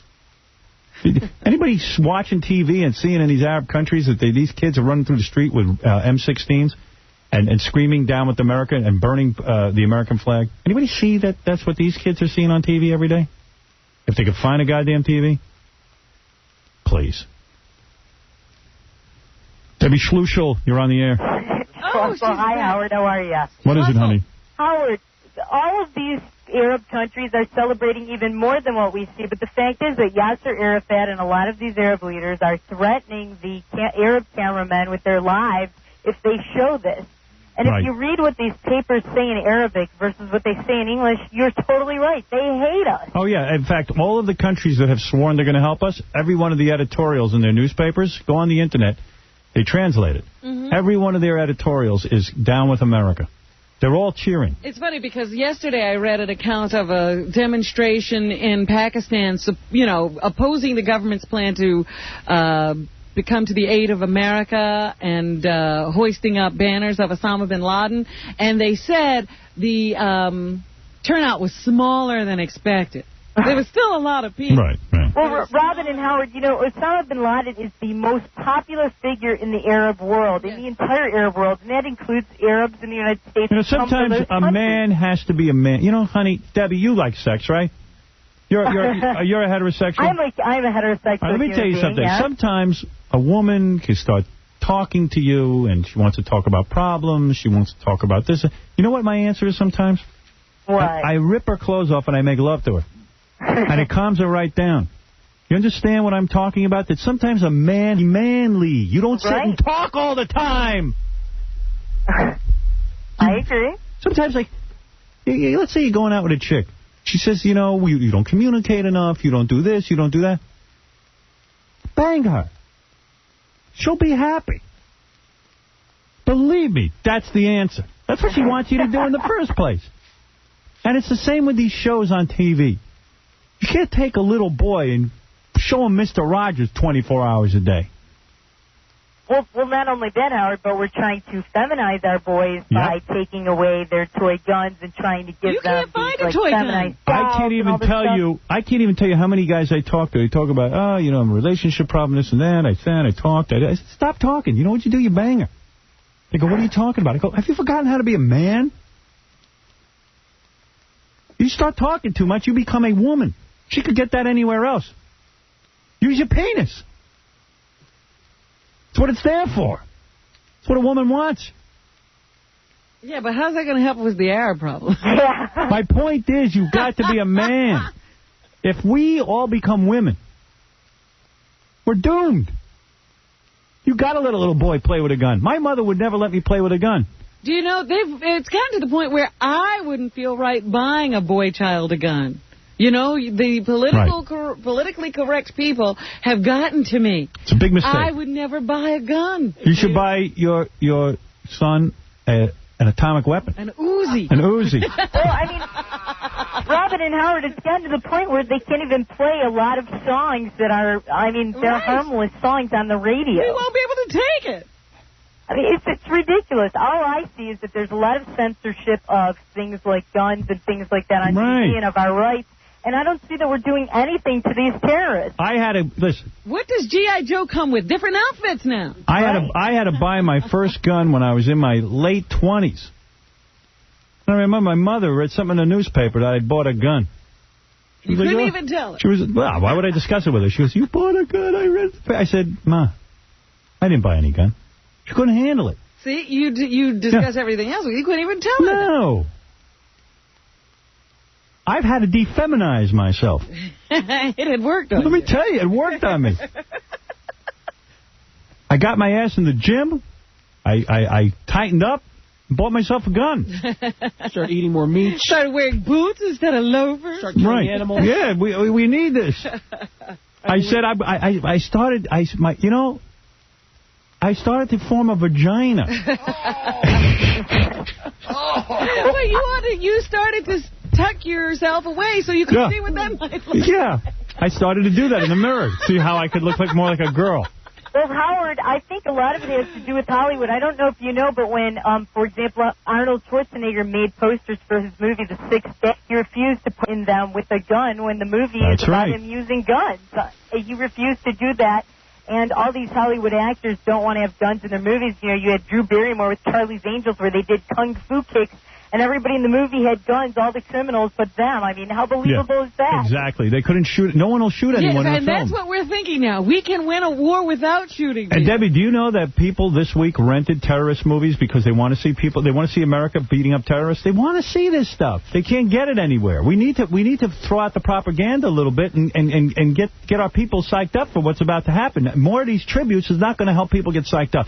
Now let me tell you another thing you can do to be an American. The market is up 212 points right now. Beautiful. That's right. And I told you, if you're a true patriot, don't pull your money out of the market. And now's a great time to buy because the market's going. They said some of these companies that have value and the prices have dropped, they're on sale, is what they're saying, because that value is still there. So there you go. And those numbers are going to go up. And well, Disney is a great buy. It's pretty low right now. Well, even Viacom. That's one of the companies on sale. Viacom, what do you think? Viacom is underpriced right now. Of course, they're not going to lose all their wealth. Well, you're not leaving them, are you, Howard? No, I'm not. For 4 years, so that's right, baby. a large portion of the wealth right there. And let me tell you something. The other thing you could do, if you're a true American, is dial these numbers we set up so that we can give money right to these cops and fire workers and EMS guys who died. They just died walking into that building. Here's the number, 877-280-9200. And please don't be intimidated. Just call the number. You'll see it's a quick transaction.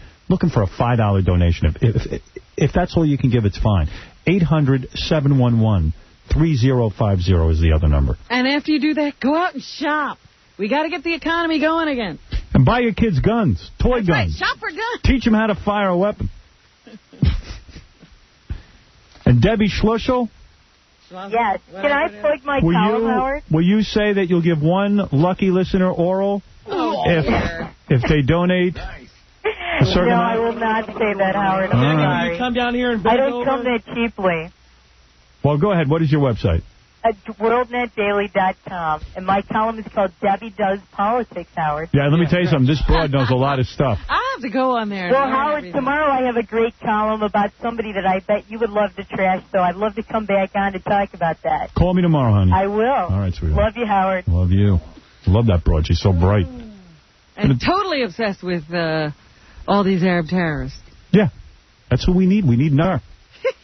All right, let's take a break, and then we'll wrap up with some news. And, you know, I mean, hell, we've been doing the news all morning. But that's right. I mean, we've done it. It's not really anything to do, but I'll do a little wrap up. And you know what I'll do as a treat? I'll play you a tape.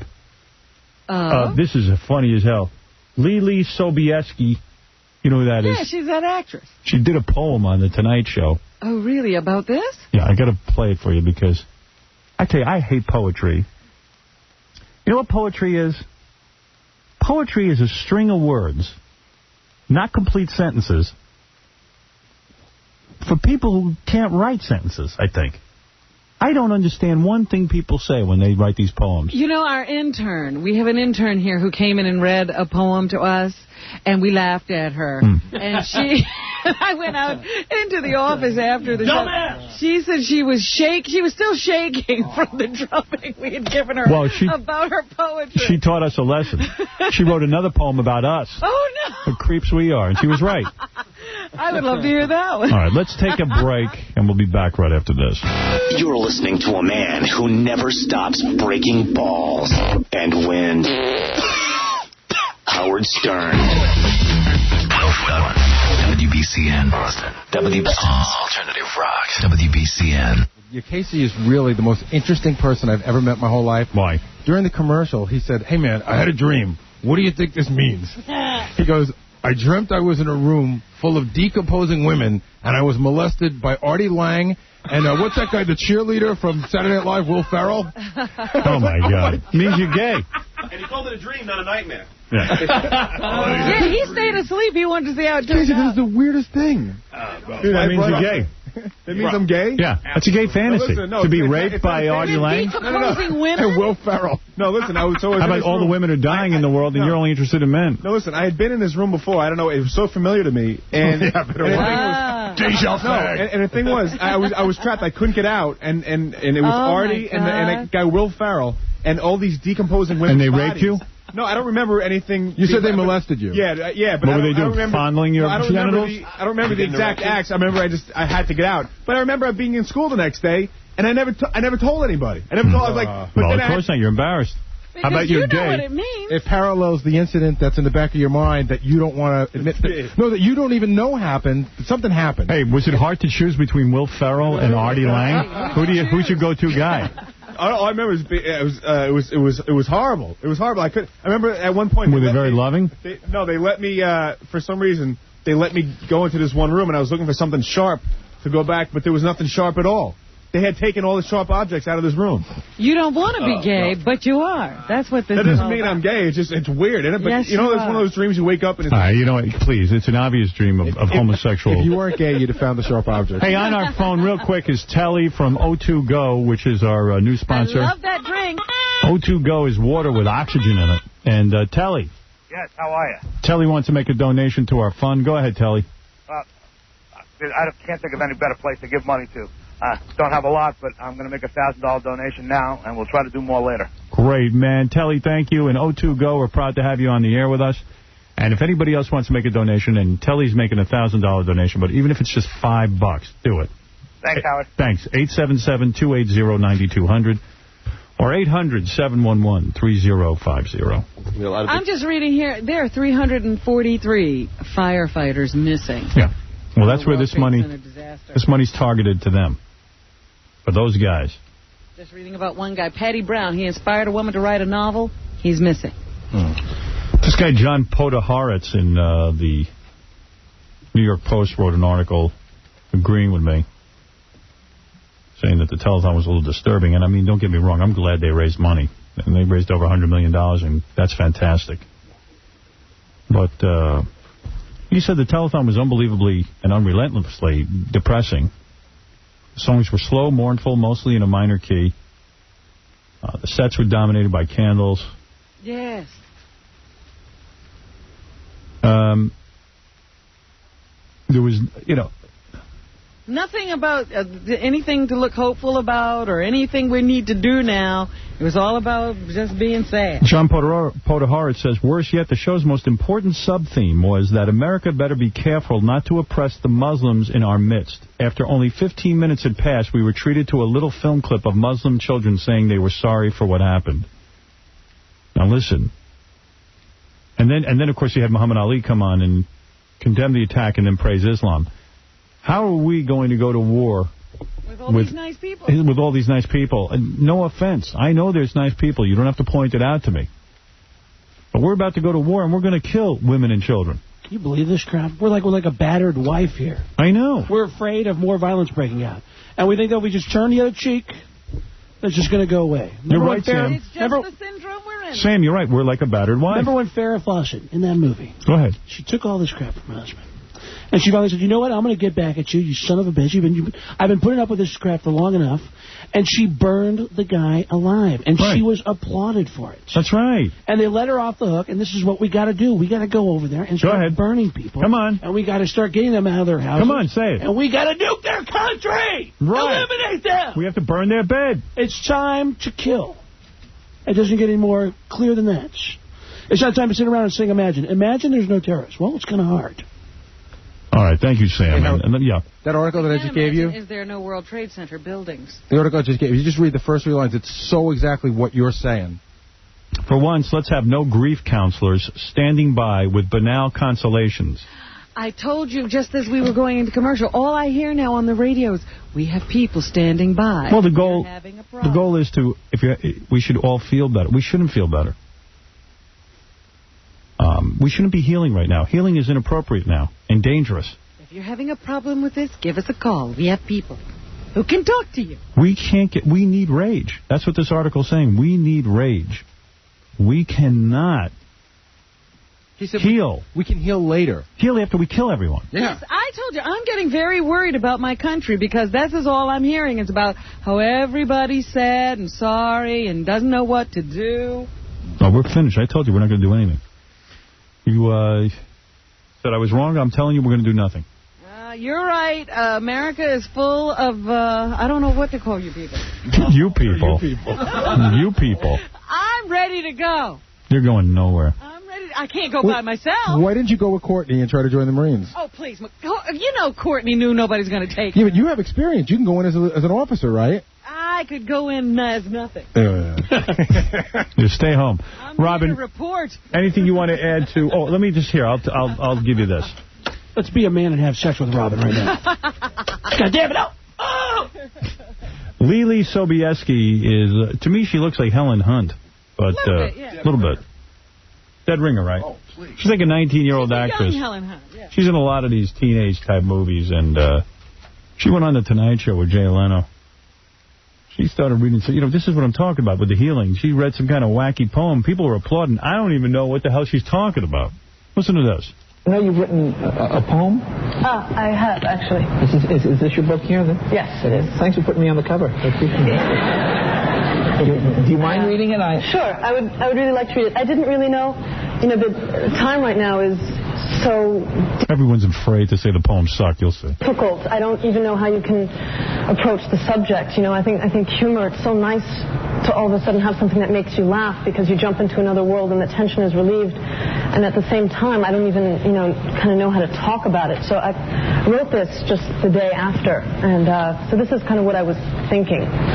Here. Like the whole world needs to hear this. It's called This Day and All the Rest. One day. One. More than another. The other, that day, those people, too many, too personal. But not. People you know, but you yourself know not. Crashing down, all frown, hurting, walking, silently screaming, slowly running. Often feeling nothing. Seeing the lucky ones fleeing, seeing those trapped inside. Cry. Cry. It's okay. It's not okay. Smile. If it's natural, feel alive. The president speaks. The situation reeks an act of war. I enter my room, close the door, sit here. Here where buildings do not fall to the floor. We young will experience much more. Future. Dr. Seuss on ecstasy. Liberty, the freedom to mope about in poetry. My brother, I love you. All friends and family, too. Safer now. Glad to know I'm alive with all of you. Feel what is real. Feel, later heal. One person feeling the same as all the rest. Please let us act and do what is best.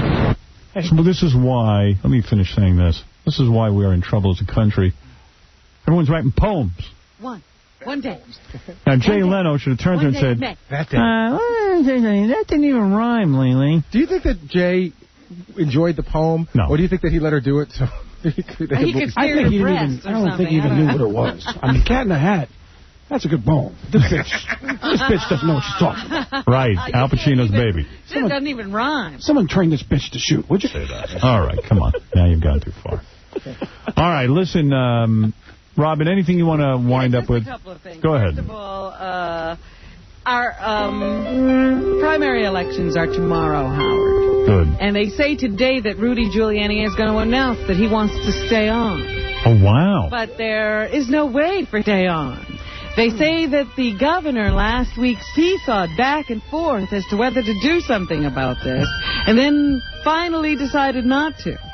But Rudy, they say, is now going to appeal to the city council and the state legislature to repeal the term limit so that he could run again.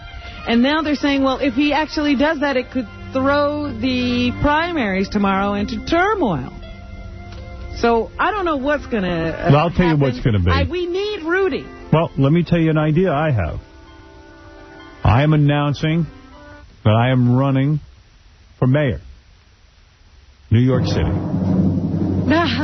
And I didn't want to say this too early, but as long as you bring it up. And I have one simple campaign promise. Howard Stern exclusive. If you write me in and vote for me, because there's no time for me to mount a major campaign. If you write me in. Well, this isn't the final election. This is just the primary. I know. I'm saying in the final election. I got to start campaigning someday. Now. Now. Well, I'm saying now's not the time to write you in. If you write me in on the day of the final election. Thank you. I will turn over the entire office to Rudolph Giuliani. That's a promise. I'm not going to keep it for myself. I will be mayor in name only. What I'll do is kick out his wife out of City Hall. Yes. Kick her out of the mansion, the mayor's mansion. Girlfriend in there. Put my girlfriend and Rudy's girlfriend in there. And I'm going to let Rudy back in the mansion. Oh, goodness. You'll take the small room. That's how ballish we've become. The guy can't even live in his own house.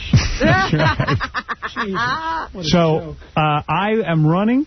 It's a very simple thing. I will abdicate and hand over everything to Rudy Giuliani. Because I, too, want Rudy in. Yes, I think he is the best man for the job right now. Sorry to all you other would-be candidates. That inspires me. I have just written a poem. What is it? Inspired by this talk. It's my poem. It's I train. I prepare. One day soon, I'm going to kill the terrorists, and I'm going to kill. Oh! That's good. That's my poem. That's a good one. I hope everybody around the world who's going to be a pussy and just put pen to paper writes a similar poem. Thank you. That was a good poem. Thank you. In fact, I read in the paper yesterday, I'm finding out so many little bits and pieces of information, but they said one of the terrorists, they sort of linked them to this website, killbush.net or something like that, or .org. They had a whole website about killing our president, and we're finding out how to heal. So I don't know what's going on here. Meanwhile, the official period of mourning is over. The president officiated at a ceremony yesterday ordering Old Glory from half-staff to full staff. So the official mourning period is over.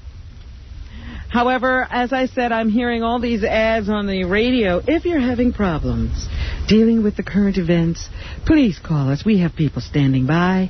And they're now saying many children too young to understand the events of September 11th. What they will understand is the anxiety of their parents. And you may see them acting out by becoming more demanding or reverting to behavior that they had outgrown.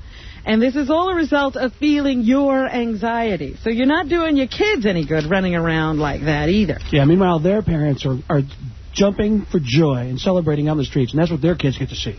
That's right. The happiness of America going down. Thank you, Sam. I don't know what Sam's talking about anymore. He's talking about the people overseas are seeing something completely different. They're not worrying about healing. They're jumping up and down for joy. Well, their children are feeling anxiety. Their children are. Their children are preparing for our kids. That's right. Meanwhile, in the face of all of this, we've lost sight of some of the stories that we were following before. Paula Yates is the woman who killed her 5 children. And she has been going through a trial to determine if she's mentally fit to stand trial for the murders of her children. An 11-woman, 1-man jury deliberated for more than 8 hours over 2 days before deciding that she is fit to stand trial and should face death for the drownings of those kids. Well, I think they should just put her, like, in a mental hospital. You know why? Why? You lock up any woman with 5 kids, they can't survive. No one could. You know, that's a wacky story. The husband wanted more and more kids, and he locked the wife up at home with him and homeschooled them. I think she cracked. So it's not her fault? Hell no. Oh, you. Make up your mind. Hey, they're her kids. She gets to kill them if you want. Yeah. Maybe they weren't nice kids. Oh, please. I don't know. That's a tough one. Also, I see here in the paper, worried parents are withdrawing some of their kids from school. Middle Eastern students are withdrawing, feeling pressure from their homelands. A small number of Middle Eastern students have withdrawn from U.S. colleges and universities. So maybe on their own we'll get rid of all the Middle Eastern students. At least 27 of the 2,800 international students at the University of Arizona Tucson have left the U.S. campus, according to officials. At American University in Washington, D.C., at least 32 from the Middle Eastern countries have taken a leave of absence. So some of these Middle Eastern students are getting a little antsy about being here and going home. I think it's a good time for a vacation. And finally, I guess just to distract us, people are getting back to sports. And Michael Jordan may announce today that he is returning to the NBA. Michael, get it. I like that. I'm impressed with that. I would like to see him return. What do you think? Well, as long as Michael doesn't feel bad about showing his eroding skills, that's fine with me. He will erode, but will he be good enough? I think he's still a contender. Still better than 75% of the there. That's right. All right. According to Fred, who doesn't know. Well, he does know. When they were writing them off, and he came back and kicked That he was a younger man then. Doesn't matter. All right, fine. You got that testosterone working for you. Still got okay. Okay, listen, we have a fund that we set up. I'm begging you, if you're a fan of our show, I'm just begging you for one time, dip into your pocket. We don't ask you much. Even as little as $5. You got a fin on you. Just call 877-280-9200 or 800-711-3050. Donald Trump gave 10 grand. I mean, if you can give more than $5, great. But if not, please don't be embarrassed to give $5. That's a great amount. But don't miss the bandwagon. Get on. Yeah. Because when you call in the future, I'm going to say to you, did you give the $5? Just $5. Come on. That's not a big deal. Craig Gass even donated $8,000 that he raised at some comedy clubs. Go see him this Saturday at the Bash and Ash in Tempe, Arizona. And Friday, October 12th at Trump Marina in Atlantic City. And coming soon, Providence and Dallas. Go to IHateComedians.com if you want more information from Craig Gass. Oh, one other thing, Howard. Tonight is the debut of Ellen's new series on CBS. So everybody tune in to that. And the series of millionaire shows, Who Wants to Be a Millionaire, with all the comedians that I was on, that starts tonight at 8 o'clock before Monday Night Football. And Howard, can I send some well wishes out to somebody? No. And also, we'll be back tomorrow. Porn star Tabitha Stevens will be here to tell us how she is coping during this crisis. We'll hear from the porn community, how they were affected. Craig, go ahead. Kerry Parker, who was part of the 103rd Flying Yankees. Our thoughts are with you. Flying Yankees? That's right. Is that some kind of secret code? Hey, Craig, can you write the guy a letter? Better you do that. All right. Okay, everyone, and we'll see you tomorrow. Rock Radio 90. No.